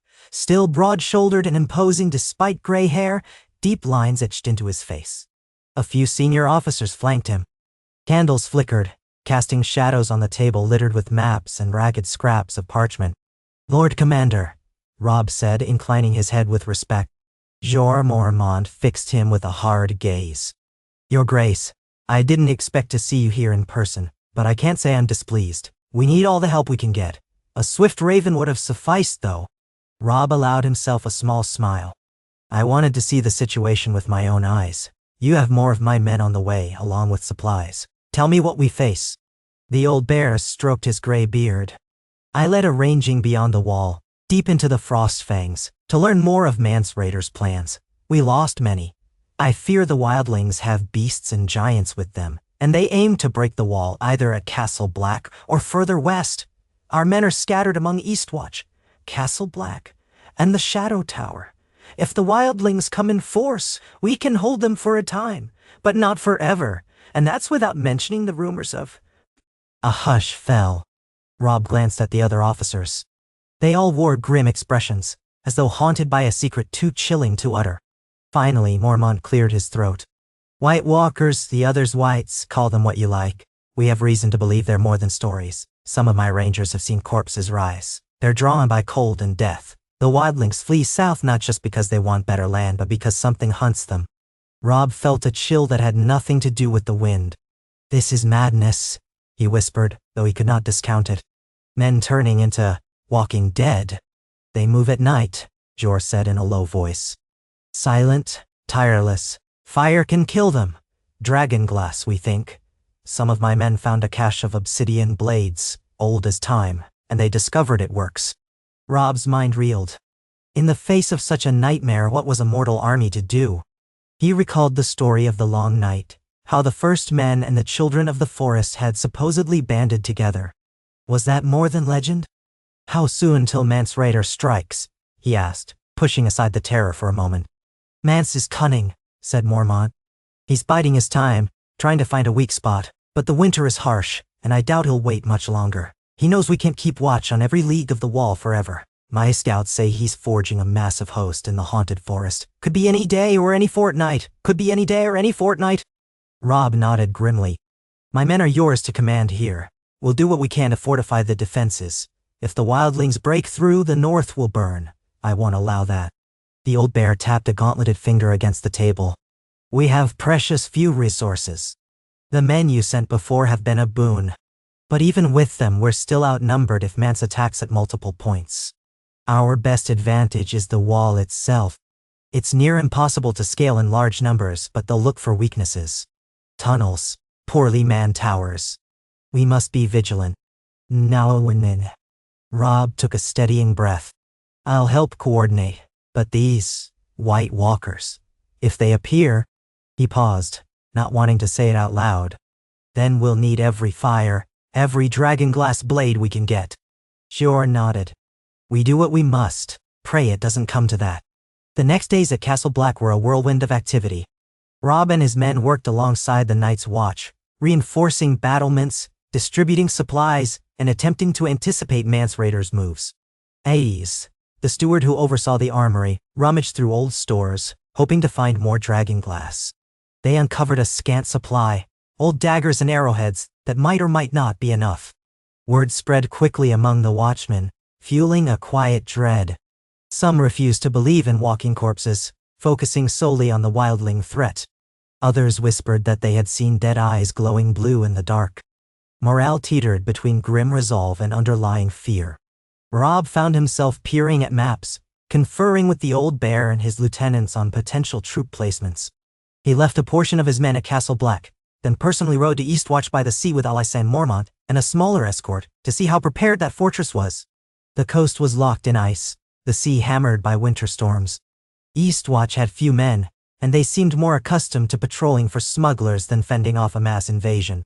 Robb took a measure of them, urging them to tighten their defenses. Another raven was sent to White Harbor, begging for ships or any assistance Lord Manderley could spare to guard the coastline. On returning to Castle Black, they received word from Corrin's scouts that wildling outriders had been spotted near a stretch of the wall west of the Shadow Tower. With no time to waste, Robb joined a sortie of watchmen to investigate. They rode along the base of the wall, which loomed overhead like a frozen rampart of the gods, the wind howling off its face. Occasionally, hunks of ice fell in thunderous crashes. They found footprints in the snow, human footprints mixed with something larger. Giants, some said. Others insisted it was just a wandering bear. Tension hung in the frigid air like an unspoken prayer for dawn. At night, Robb slept in his cloak on bedrolls within half-ruined outposts, or in crude huts the watch used for supply caches. Sleep never came easily. He dreamt of white shapes moving in the dark, nightmares of sword blows passing harmlessly through creatures of ice, a cold blue fire burning in the hollow sockets of the dead.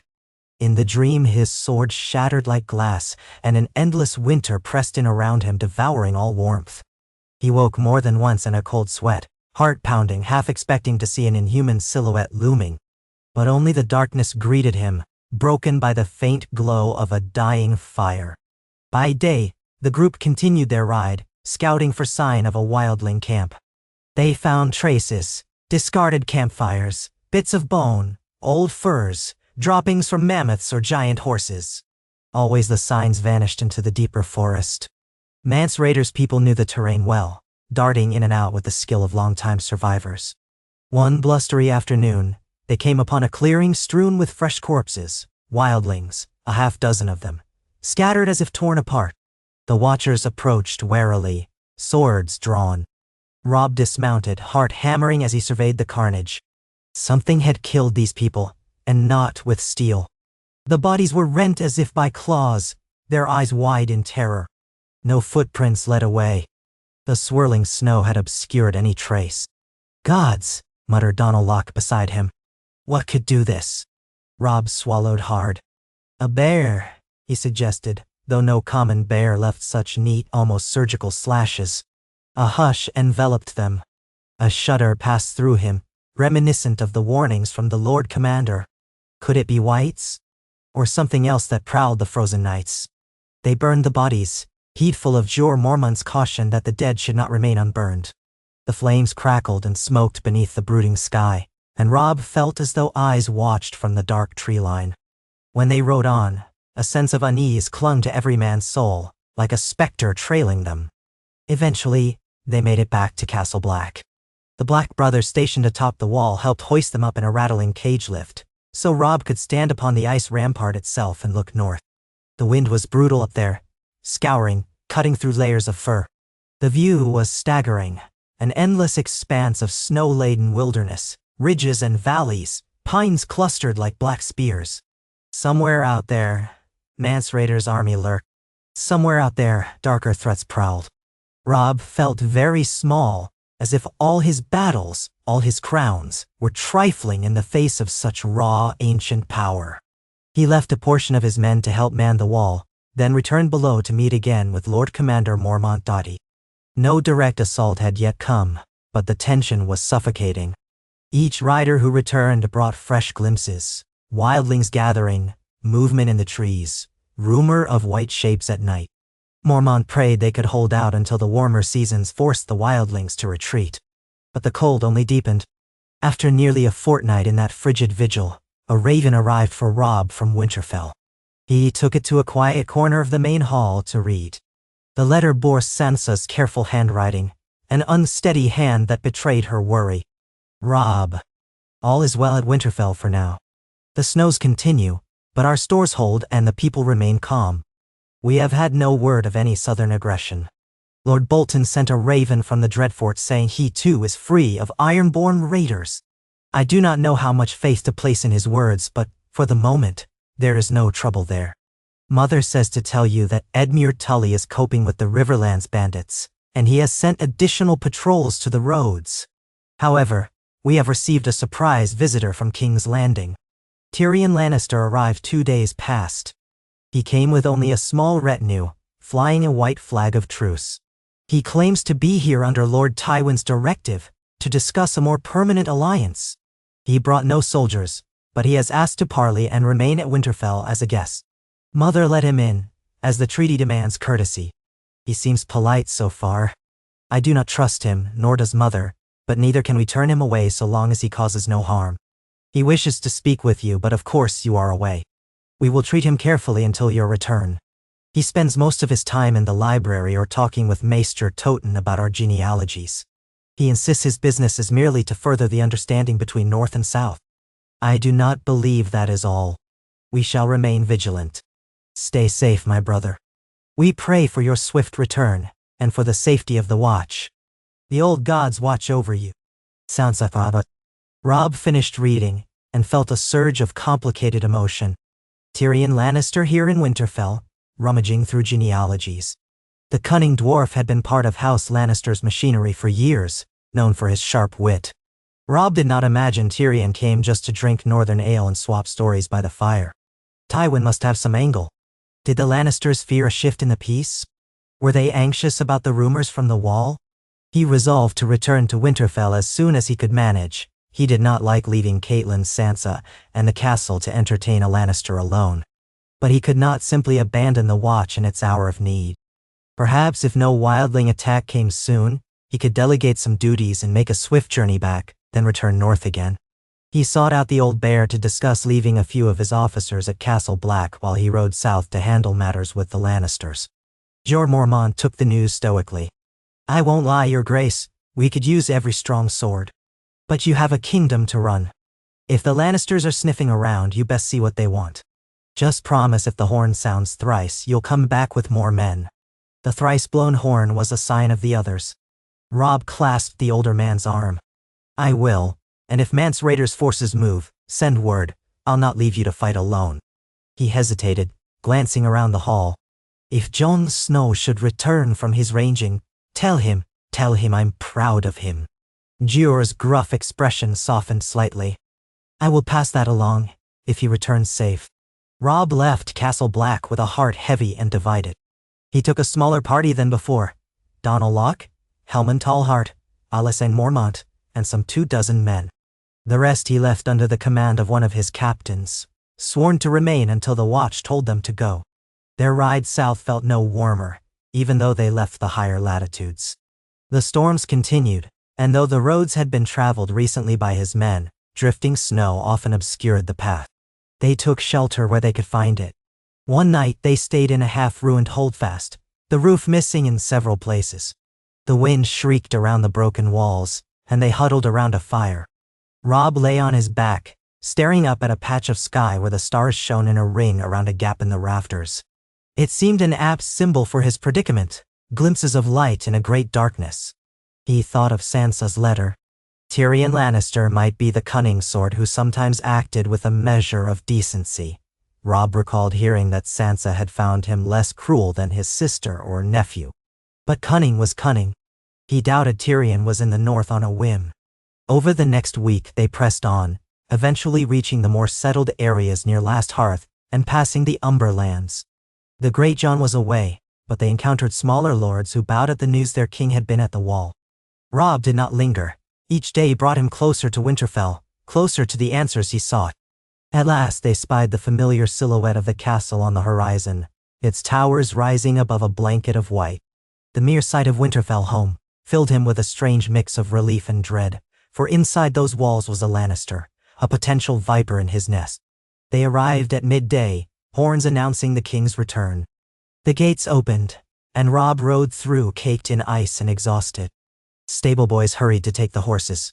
The courtyard was full of activity. Sansa stood near the keep's doors, clad in a heavy cloak trimmed with gray fur. As soon as Robb dismounted, she rushed forward and embraced him. He let her warmth seep into him, feeling how thin she'd become, though her eyes still held quiet strength. Catelyn joined them, pressing a trembling hand to Robb's cheek, as if reassuring herself he was real. "Tyrion Lannister's in the Solar," she told him softly. "He's been affable, but we're no fools." Robb nodded, letting out a breath. "Let's see what the dwarf wants." He and Catelyn crossed the courtyard, Sansa following but at a slight distance, as if torn between wariness and curiosity. They ascended the familiar corridors, passing guards who greeted Robb with bows. The Solar door was guarded by 2 men in stark livery. Inside, by the large table near a blazing fire, stood Tyrion Lannister, a small, sharp-eyed figure in a plush cloak of dark crimson lined with fur. He held a goblet of wine, swirling it idly. The moment Robb stepped in, Tyrion turned, his mismatched eyes gleaming with polite interest. "Ah, your grace," Tyrion said, bowing low. "At last, the king in the north graces me with his presence. I was beginning to think I'd have to make do with your lady mother's charming company indefinitely." Robb resisted the urge to adopt a snarling tone. He'd learned that cooler heads often prevailed in diplomacy. "Lord Tyrion," he said evenly, "I trust Winterfell's hospitality has been acceptable?" Tyrion gave a small, ironic smile. "Far better than a dungeon cell, I assure you. Your sister and Lady Mother have treated me with courtesy, for which I am grateful, though I fear I've left a few footprints in your library's dust. I've been reading up on the histories of the North while I waited." Catelyn's voice was calm but tinged with steel. "You arrived under a flag of truce, with no larger retinue than a few guards. To what do we owe this unexpected visit?" "No. Tyrion took a sip of wine, then set the goblet on the table. "I come bearing a proposal from my father, Lord Tywin Lannister.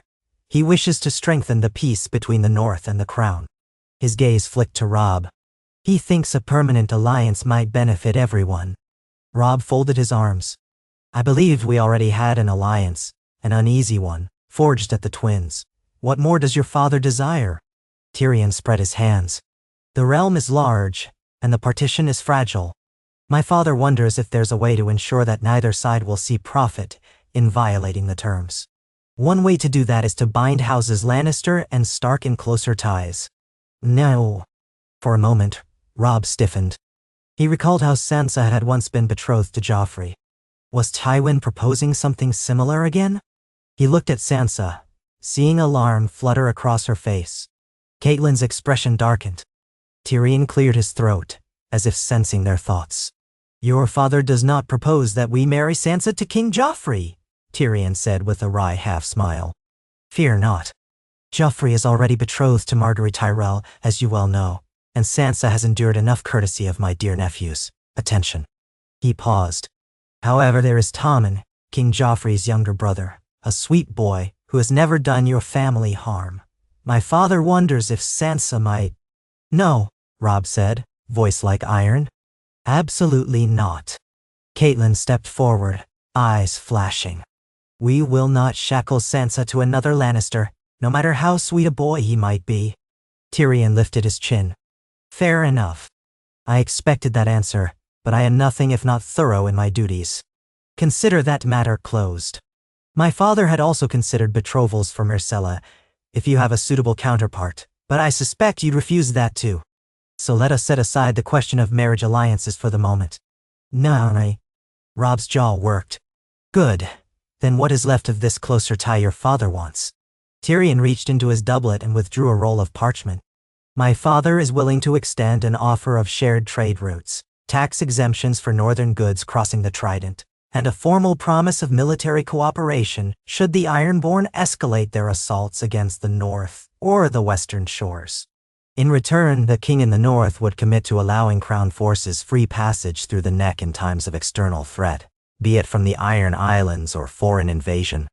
Also, my father wants official recognition that the North will not harbor rebels against the crown, such as Stannis Baratheon supporters or any other pretenders. Catelyn's brows knit in suspicion. So House Lannister wants the right to march an army across our lands whenever they see fit, so long as they claim it is an external threat. That's a wide invitation. Tyrion raised a hand. The wording can be precise, Lady Catelyn.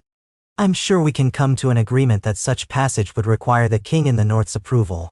The aim is not to reassert dominion over the North, merely to ensure that, if the realm is threatened by a foreign power, both North and South can unite swiftly. Robb rubbed his temples, fighting the urge to mistrust every word. Yet, in truth, if the Ironborn threaten both North and Westerlands, perhaps cooperation would benefit them. The question was whether the Lannisters could be trusted not to abuse that privilege, or if the real impetus was something else entirely. What does your father know of the troubles beyond the wall? Robb asked suddenly. Surely rumors have reached him that the wildlings gather in unprecedented numbers, that a threat from old stories might be stirring. Does he think we have time for petty negotiations, when the entire North might face invasion? Tyrion's expression shifted. A flicker of genuine curiosity and unease passed over his face. I have heard rumors, yes. Even at court, talk of the king in the North riding to the wall has circulated. Father dismisses it as wildling rabble that the Night's Watch can handle. He believes your presence there was more about reinforcing your claims of sovereignty. But I sense you believe otherwise. Robb's glare was cold. It is no mere rumor. I have seen enough at the wall to know something dire lurks in the far north, beyond just Mance Rayder's army. If your father truly wants stability, he should be prepared to help us defend the realm from that threat. Tyrion tapped his fingers on the parchment. Convincing my father to devote resources to the wall might be challenging. He's never seen it. To him, it's a backwater with a handful of black-cloaked men. But perhaps if you sign a stronger alliance, you could negotiate for the crown to send supplies or men. I cannot promise success, but I can promise I'll try to persuade him. Robb studied Tyrion's face, searching for hidden malice. The dwarf's eyes, mismatched green and black, appeared thoughtful more than cruel. Finally, Robb said, I need time to consider these terms. For now, you remain our guest. But know this, the moment I sense deceit, you'll find no welcome here. Tyrion bowed lightly. Understood, Your Grace. I have no intention of repeating the mistakes some of my family have made. I rather like my head where it is. Roll. With that, the meeting ended. Tyrion withdrew to the guest chambers assigned to him, leaving Robb, Catelyn, and Sansa alone. Robb paced the solar agitation building. He's cunning, Catelyn murmured, but not dishonorable from what I've seen. At least he's not like his sister or nephew. Sansa nodded, arms folded. He's tried to be kind to me in small ways, but I still don't trust him. He's a Lannister. Robb halted near the window, gazing out at the courtyard where night had begun to fall. Lanterns glowed in the snow. We must handle this carefully. We can't let the Lannisters use this alliance to undermine our sovereignty. But if we could secure real help against the Ironborn or even beyond, it might be worth it. He recalled the savage way war had torn through the Riverlands, how precarious the North's position still was. A single misstep could provoke Tywin into aggression again. The men were weary, the winter harsh. He thought of the old words, keep your enemies close. Perhaps forging a more explicit pact with House Lannister would buy them time to prepare for the threat from beyond the wall. Yet it churned his stomach to bargain with those responsible for Ned Stark's downfall. This was the cost of kingship, he reminded himself. The cost of caring for the living more than exacting vengeance for the dead. In the following days, Tyrion remained in Winterfell, fraternizing with Maester Toten and studying old tomes in the library. He occasionally dined with Robb and the other highborn, always with courteous remarks and a polite smile. The tension around the table was thick, but he disarmed it slightly with well-placed jests. Sansa avoided him if she could, but he never pressed her with awkward familiarity. He seemed more interested in genealogies, in local lore, in the Manderley's shipping expansions. Robb suspected he was gathering intelligence as much as reading history. A week passed. Ravens flew from Tywin from Manderley from the Night's Watch. The situation at the wall remained tense but not yet explosive.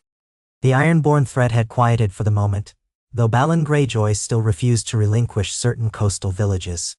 Tywin's letters hinted that, if the king in the north signed a formal pact acknowledging a mutual defense clause in trade arrangement, the crown might indeed send a small contingent of engineers and supplies north to fight the Ironborn or to bolster the Watch against foreign incursion, depending on how the threats evolve. The letters danced around specifics, leaving plenty of leeway for the Lannisters to interpret as they wished. All the while, Robb wrestled with the question, was it worth letting the Lannisters have a path through the neck in exchange for potential help?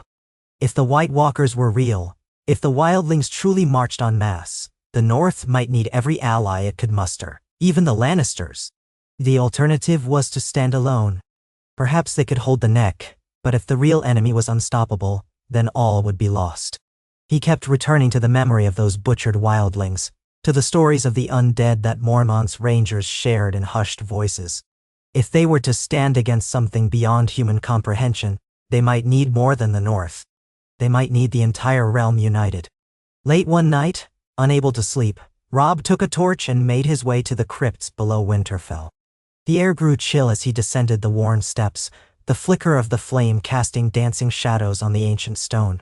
The statues of old Stark kings and lords rose on either side, each with solemn faces, stone wolves at their feet. At last he reached the spot where Ned Stark's bones were entombed. A carved likeness of Ned sat upon the slab, sword across his lap, gray eyes rendered in stone. Robb felt a lump rise in his throat. "Father," he whispered, the echoes of his voice swallowed by the darkness. "I have tried to do what's right. I made peace to save our people. I stand at the edge of another war, maybe a war with an enemy older than the First Men. Tell me how I can defend the North without ceding too much to the Lannisters. Tell me how to take vengeance from swallowing reason." Silence answered him.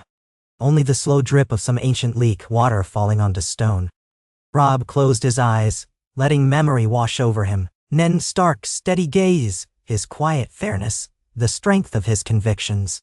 He recalled how his father had told him that a ruler's decisions must be weighed carefully, For it was the lives of others that hung in the balance, not just his own pride. Sometimes that meant forging alliances even with those you despise, if it served a greater good. Robb's eyelids felt heavy. He crouched beside the tomb, letting the torchlight play across the statue's face.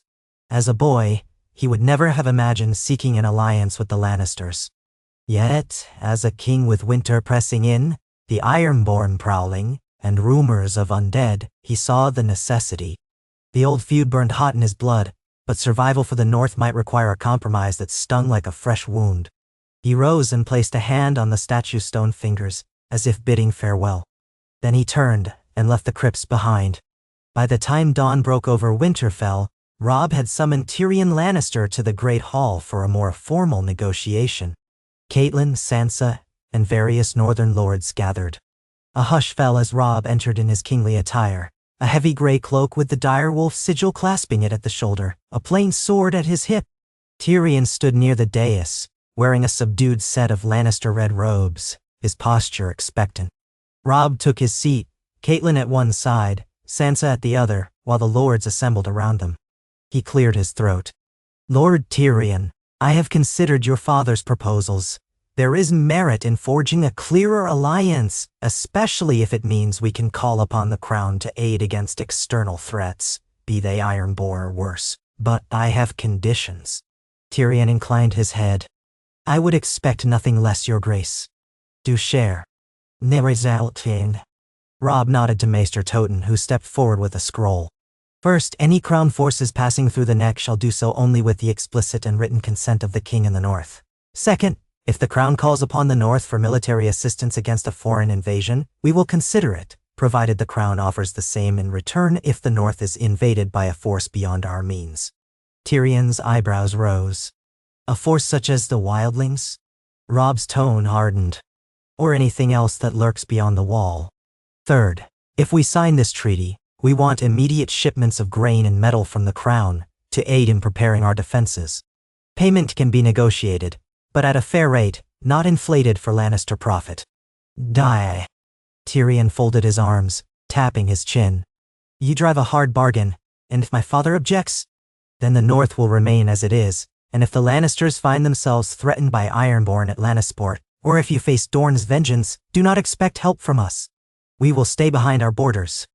Unless you break the treaty, in which case we will do more than stay behind our borders."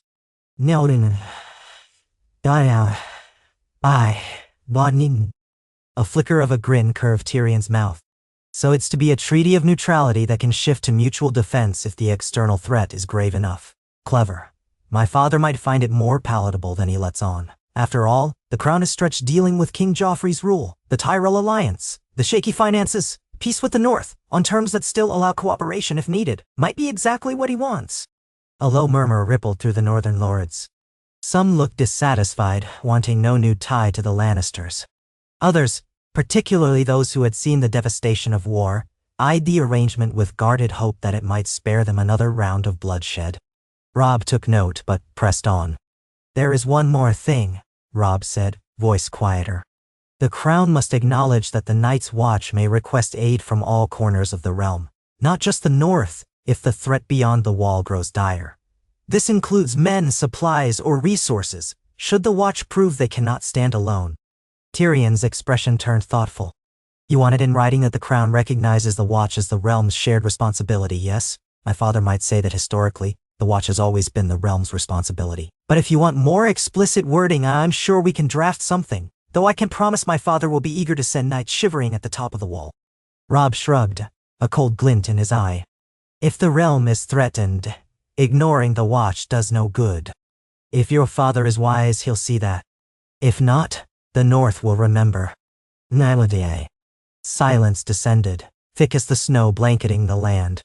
Tyrion looked around, then nodded slowly. "I will put this to my father. If he agrees, I'll pen the final terms here in Winterfell, affix my father's seal once the ravens arrive. Should he refuse, I shall have to depart tail between my legs, and you and I will remain uneasy neighbors." He paused, letting out a breath that formed a small cloud in the cold hall. "But I do believe there's more sense than pride in Lord Tywin's heart, contrary to popular belief."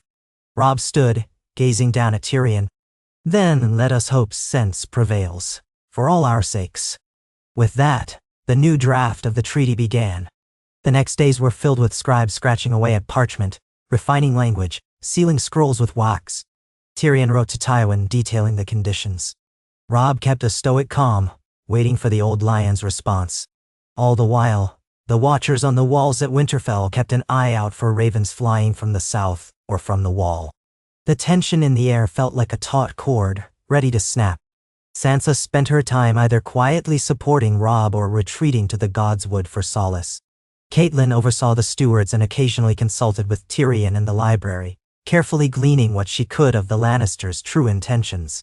Tyrion, for his part, displayed impeccable courtesy, never overstepping, never prying openly into the deeper workings of the castle. Yet Robb noticed him watching, always observing, as if memorizing details for later use. One frosty morning, a raven arrived from Tywin. Tyrion received the letter in his guest chambers. Robb, summoned at once, read it with him. Tywin's response was short, formal, stating that House Lannister was amenable to further negotiation along the lines proposed, and that Tyrion was authorized to finalize an agreement that would see the Crown and the North stand in limited alliance against mutual foes.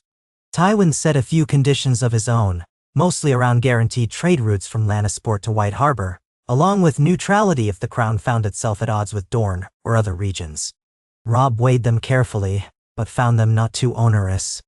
The gist was that Tywin wanted to ensure the North stayed out of southern power struggles unless an outside invasion threatened the entire realm. Thus, after days of finalizing the language, the treaty was signed. Robb set his name upon it, the direwolf seal pressed into dark green wax. Tyrion, as Tywin's representative, affixed the golden lion in red wax. It was done. A hush fell in the great hall as the lords witnessed the signing. This was a second treaty with the Lannisters, deeper than the first, forging a framework that might unite North and South if the Ironborn or foreign powers, or something more fearsome, loomed.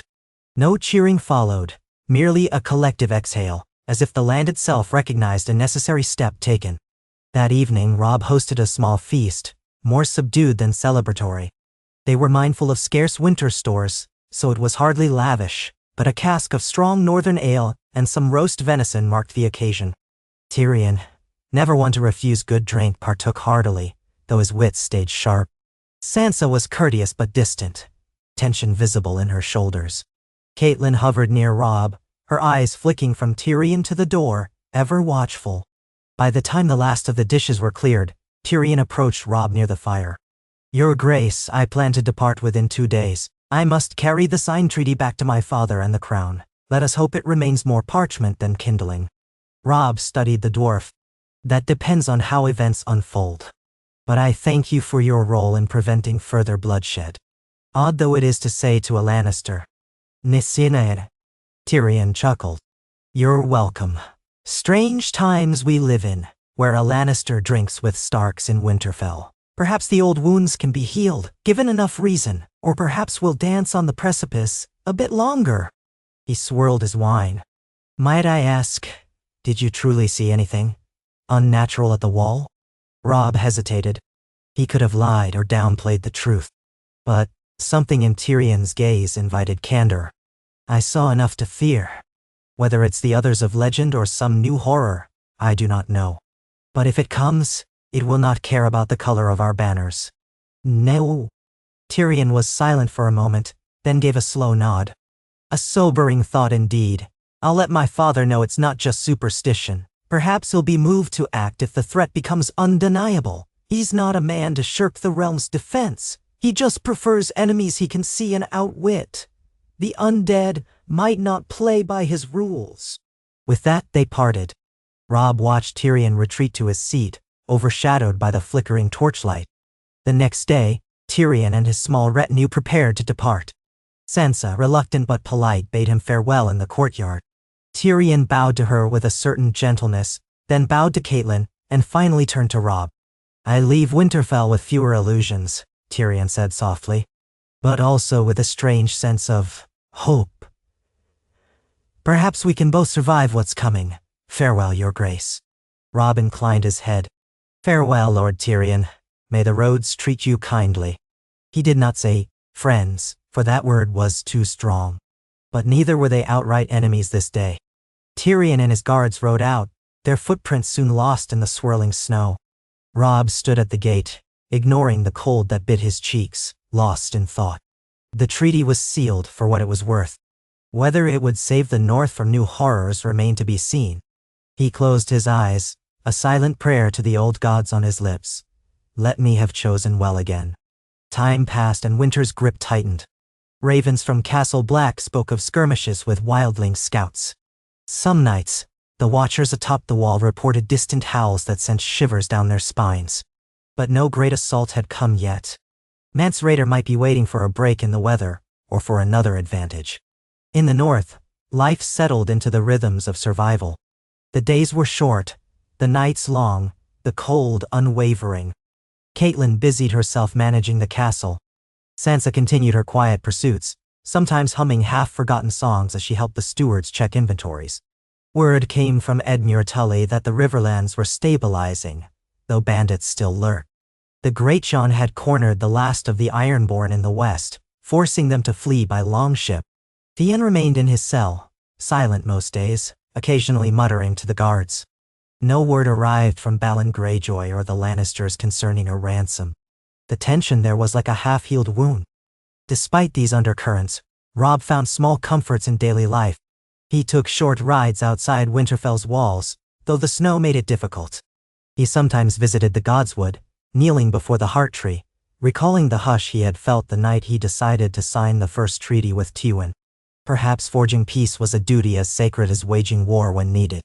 One late afternoon, as the sky turned bruised purple, a horn call echoed from the ramparts. Robb hurried to the courtyard to find a rider approaching, lathered horse panting in the cold.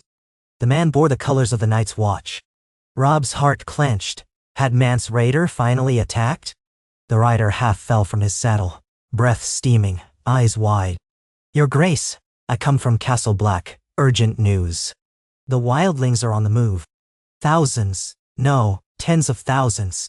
They've circled toward the west, near the Bridge of Skulls. The Watch fears they aim for the Shadow Tower, or maybe a pass near it. Lord Commander Mormont calls for aid at once. He says we have days, maybe less. Not far now. A hush stole over the courtyard, broken only by the wind. Robb stared at the man, ice in his veins. Days, perhaps less, until an onslaught hammered the wall. Could the Watch hold? Even with the men Robb had sent, they were still dwarfed by such numbers. And if the wildlings had giants, mammoths, if Mance Rayder had a strategy, he turned on his heel, calling for armor for his lords. Catelyn and Sansa looked on in alarm, but he had no time to calm them. The North was about to face a wave of invaders. If the Watch fell, nothing stood between that horde and Winterfell. Within hours, Robb had rallied those he could spare, another few hundred able-bodied men from the castle garrison, some knights and archers. The Greatjon was still away, but Robb sent a raven demanding reinforcements. Whether they could arrive in time was uncertain. Every second counted. As Robb prepared to ride north again, Catelyn confronted him by the stables, eyes bright with worry. You only just come home. Now you ride to war once more. Robb embraced her, the scent of horses and cold leather around them. If the Watch falls, the wildlings will pour south. Winterfell could be next. We have to meet them at the wall. Sansa, hovering behind Catelyn, stepped forward. I'll pray for your safe return. Is there aught I can do? He shook his head gently. Stay here with Mother, help keep Winterfell secure. If things go ill, you must be prepared to hold the castle. He did not add that if he died, they might need to negotiate anew, or hide from the wildlings. The words caught in his throat. Instead, he mounted his horse, bidding them farewell. The gates opened onto a darkening landscape. Torches flickered among his assembled men. A chill wind raked across them all as they spurred the horses north, into a world of snow and uncertainty, leaving Winterfell behind once more. They rode as fast as the conditions allowed, pressing toward Castle Black. The biting wind and swirling flakes battered them, but urgency spurred them onward. Ravens were sent ahead, warning the Lord Commander of their approach. By the second day, a temperature dropped further, so cold that breath froze on beards and eyelashes. Still, they pushed forward, hearts pounding with the knowledge that Mance Rayder might already be attacking the wall. On the third night, they camped near the ruins of an old tower once used by the Watch as a watch post. The men huddled around fires, trying to ignore the howling wind. Robb crouched near a blaze, feeding it bits of dry wood. Donal Locke sat beside him, face pinched with cold. A man of House Serwyn played with an arrowhead, muttering that he prayed they'd arrive before it was too late. The next day they reached Castle Black just past midday. The sight that greeted them was one of frantic activity.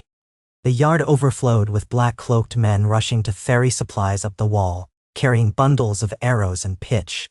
The massive gates that led through the wall thundered shut behind each party of watchers ascending or descending.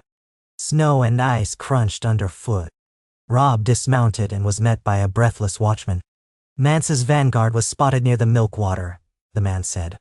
"He's pushing west, but we can't be sure if it's a feint. The old bear is at the Shadow Tower." Robb turned to his men. "We ride to the Shadow Tower at once. You, gather any who are able to guide us." They refilled water skins, grabbed quick rations, then set out along the wall's base, heading west. The wind blasted them with renewed fury, as though trying to drive them back. They passed the occasional watchpost, manned by grim-faced rangers, who saluted and shouted warnings that wildling scouts roamed the area. The scale of the challenge struck Robb anew. The wall was massive, but it was manned by so few. A determined force could find a way through, or around. Near dusk, they spotted the Shadow Tower's silhouette, perched on the rocky heights at the wall's far western end. Smoke curled from its chimneys, black against the dusky sky. Riding into its courtyard, they saw Jorah Mormont in heated discussion with his officers. The old bear turned at their approach, relief tempered by urgency on his face. "Your Grace, you made good time," he said, clasping Robb's arm. Robb nodded, dismounting. "How does it stand?" "Grim," Mormont replied. "Mance Rayder is rumored to have at least 30,000, maybe more.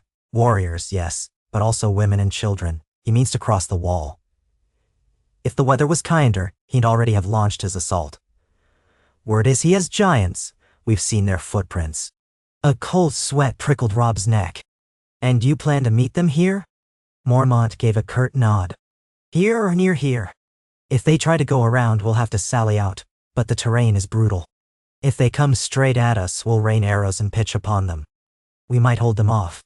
But the Watchers fear they'll try smaller breakpoints, or slip men around while we're distracted." "Nah." Robb exhaled.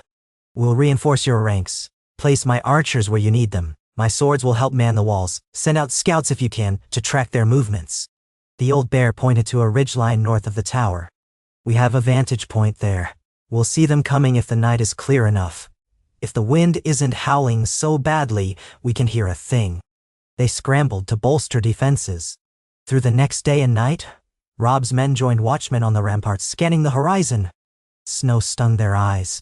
Fires burned in braziers, flickering in gusts of wind that threatened to snuff them out.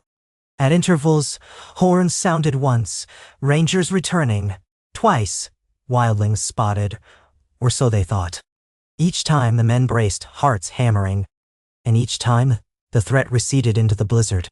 Then, on the third night, the wind died to a low moan. The quiet was more unsettling than the roar of the gale. Stars glittered overhead like shards of ice. Robb and Mormont stood on the tower's parapet, each man peering across a moonlit plain. Below them, the Watchers manned crossbows, lit torches. Fires dotted the ramparts to cast light into the darkness. Suddenly, a shout arose from the western flank. Then a horn blast, 2 notes, sharp and echoing. Wildlings spotted. More Watchers ran to that side, bristling with weapons.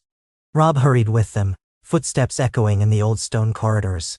Emerging on the battlements, he peered into the night, heart pounding. At first he saw only shadow and moonlit snow. Then movement, figures emerging from the tree line, dark shapes swirling across the plain. One shape was massive, at least twice as tall as a man. A giant. Robb caught his breath, mouth dry. The Watchers hissed in alarm, some crossing themselves. Several more shapes followed, trudging through drifts, carrying enormous clubs. Behind them came ranks of smaller silhouettes, hundreds, maybe thousands, spread in a ragged line. Mormont barked orders. Archers and crossbowmen readied their weapons. Pitch barrels were lined up. Robb joined them, adrenaline surging. They waited, breath pluming in the cold. The wildling host advanced slowly, as though testing the tower's resolve. Within minutes, outriders dashed forward, men with bows on horseback, loosing arrows that whistled upward but fell short. A few watchers returned fire, arrows slicing into the dark. War cries rose from below, echoing off the frozen rocks. The giant roared, a guttural sound like thunder. Robb felt a jolt of primal fear. He steeled himself, remembering that these creatures bled like anything else.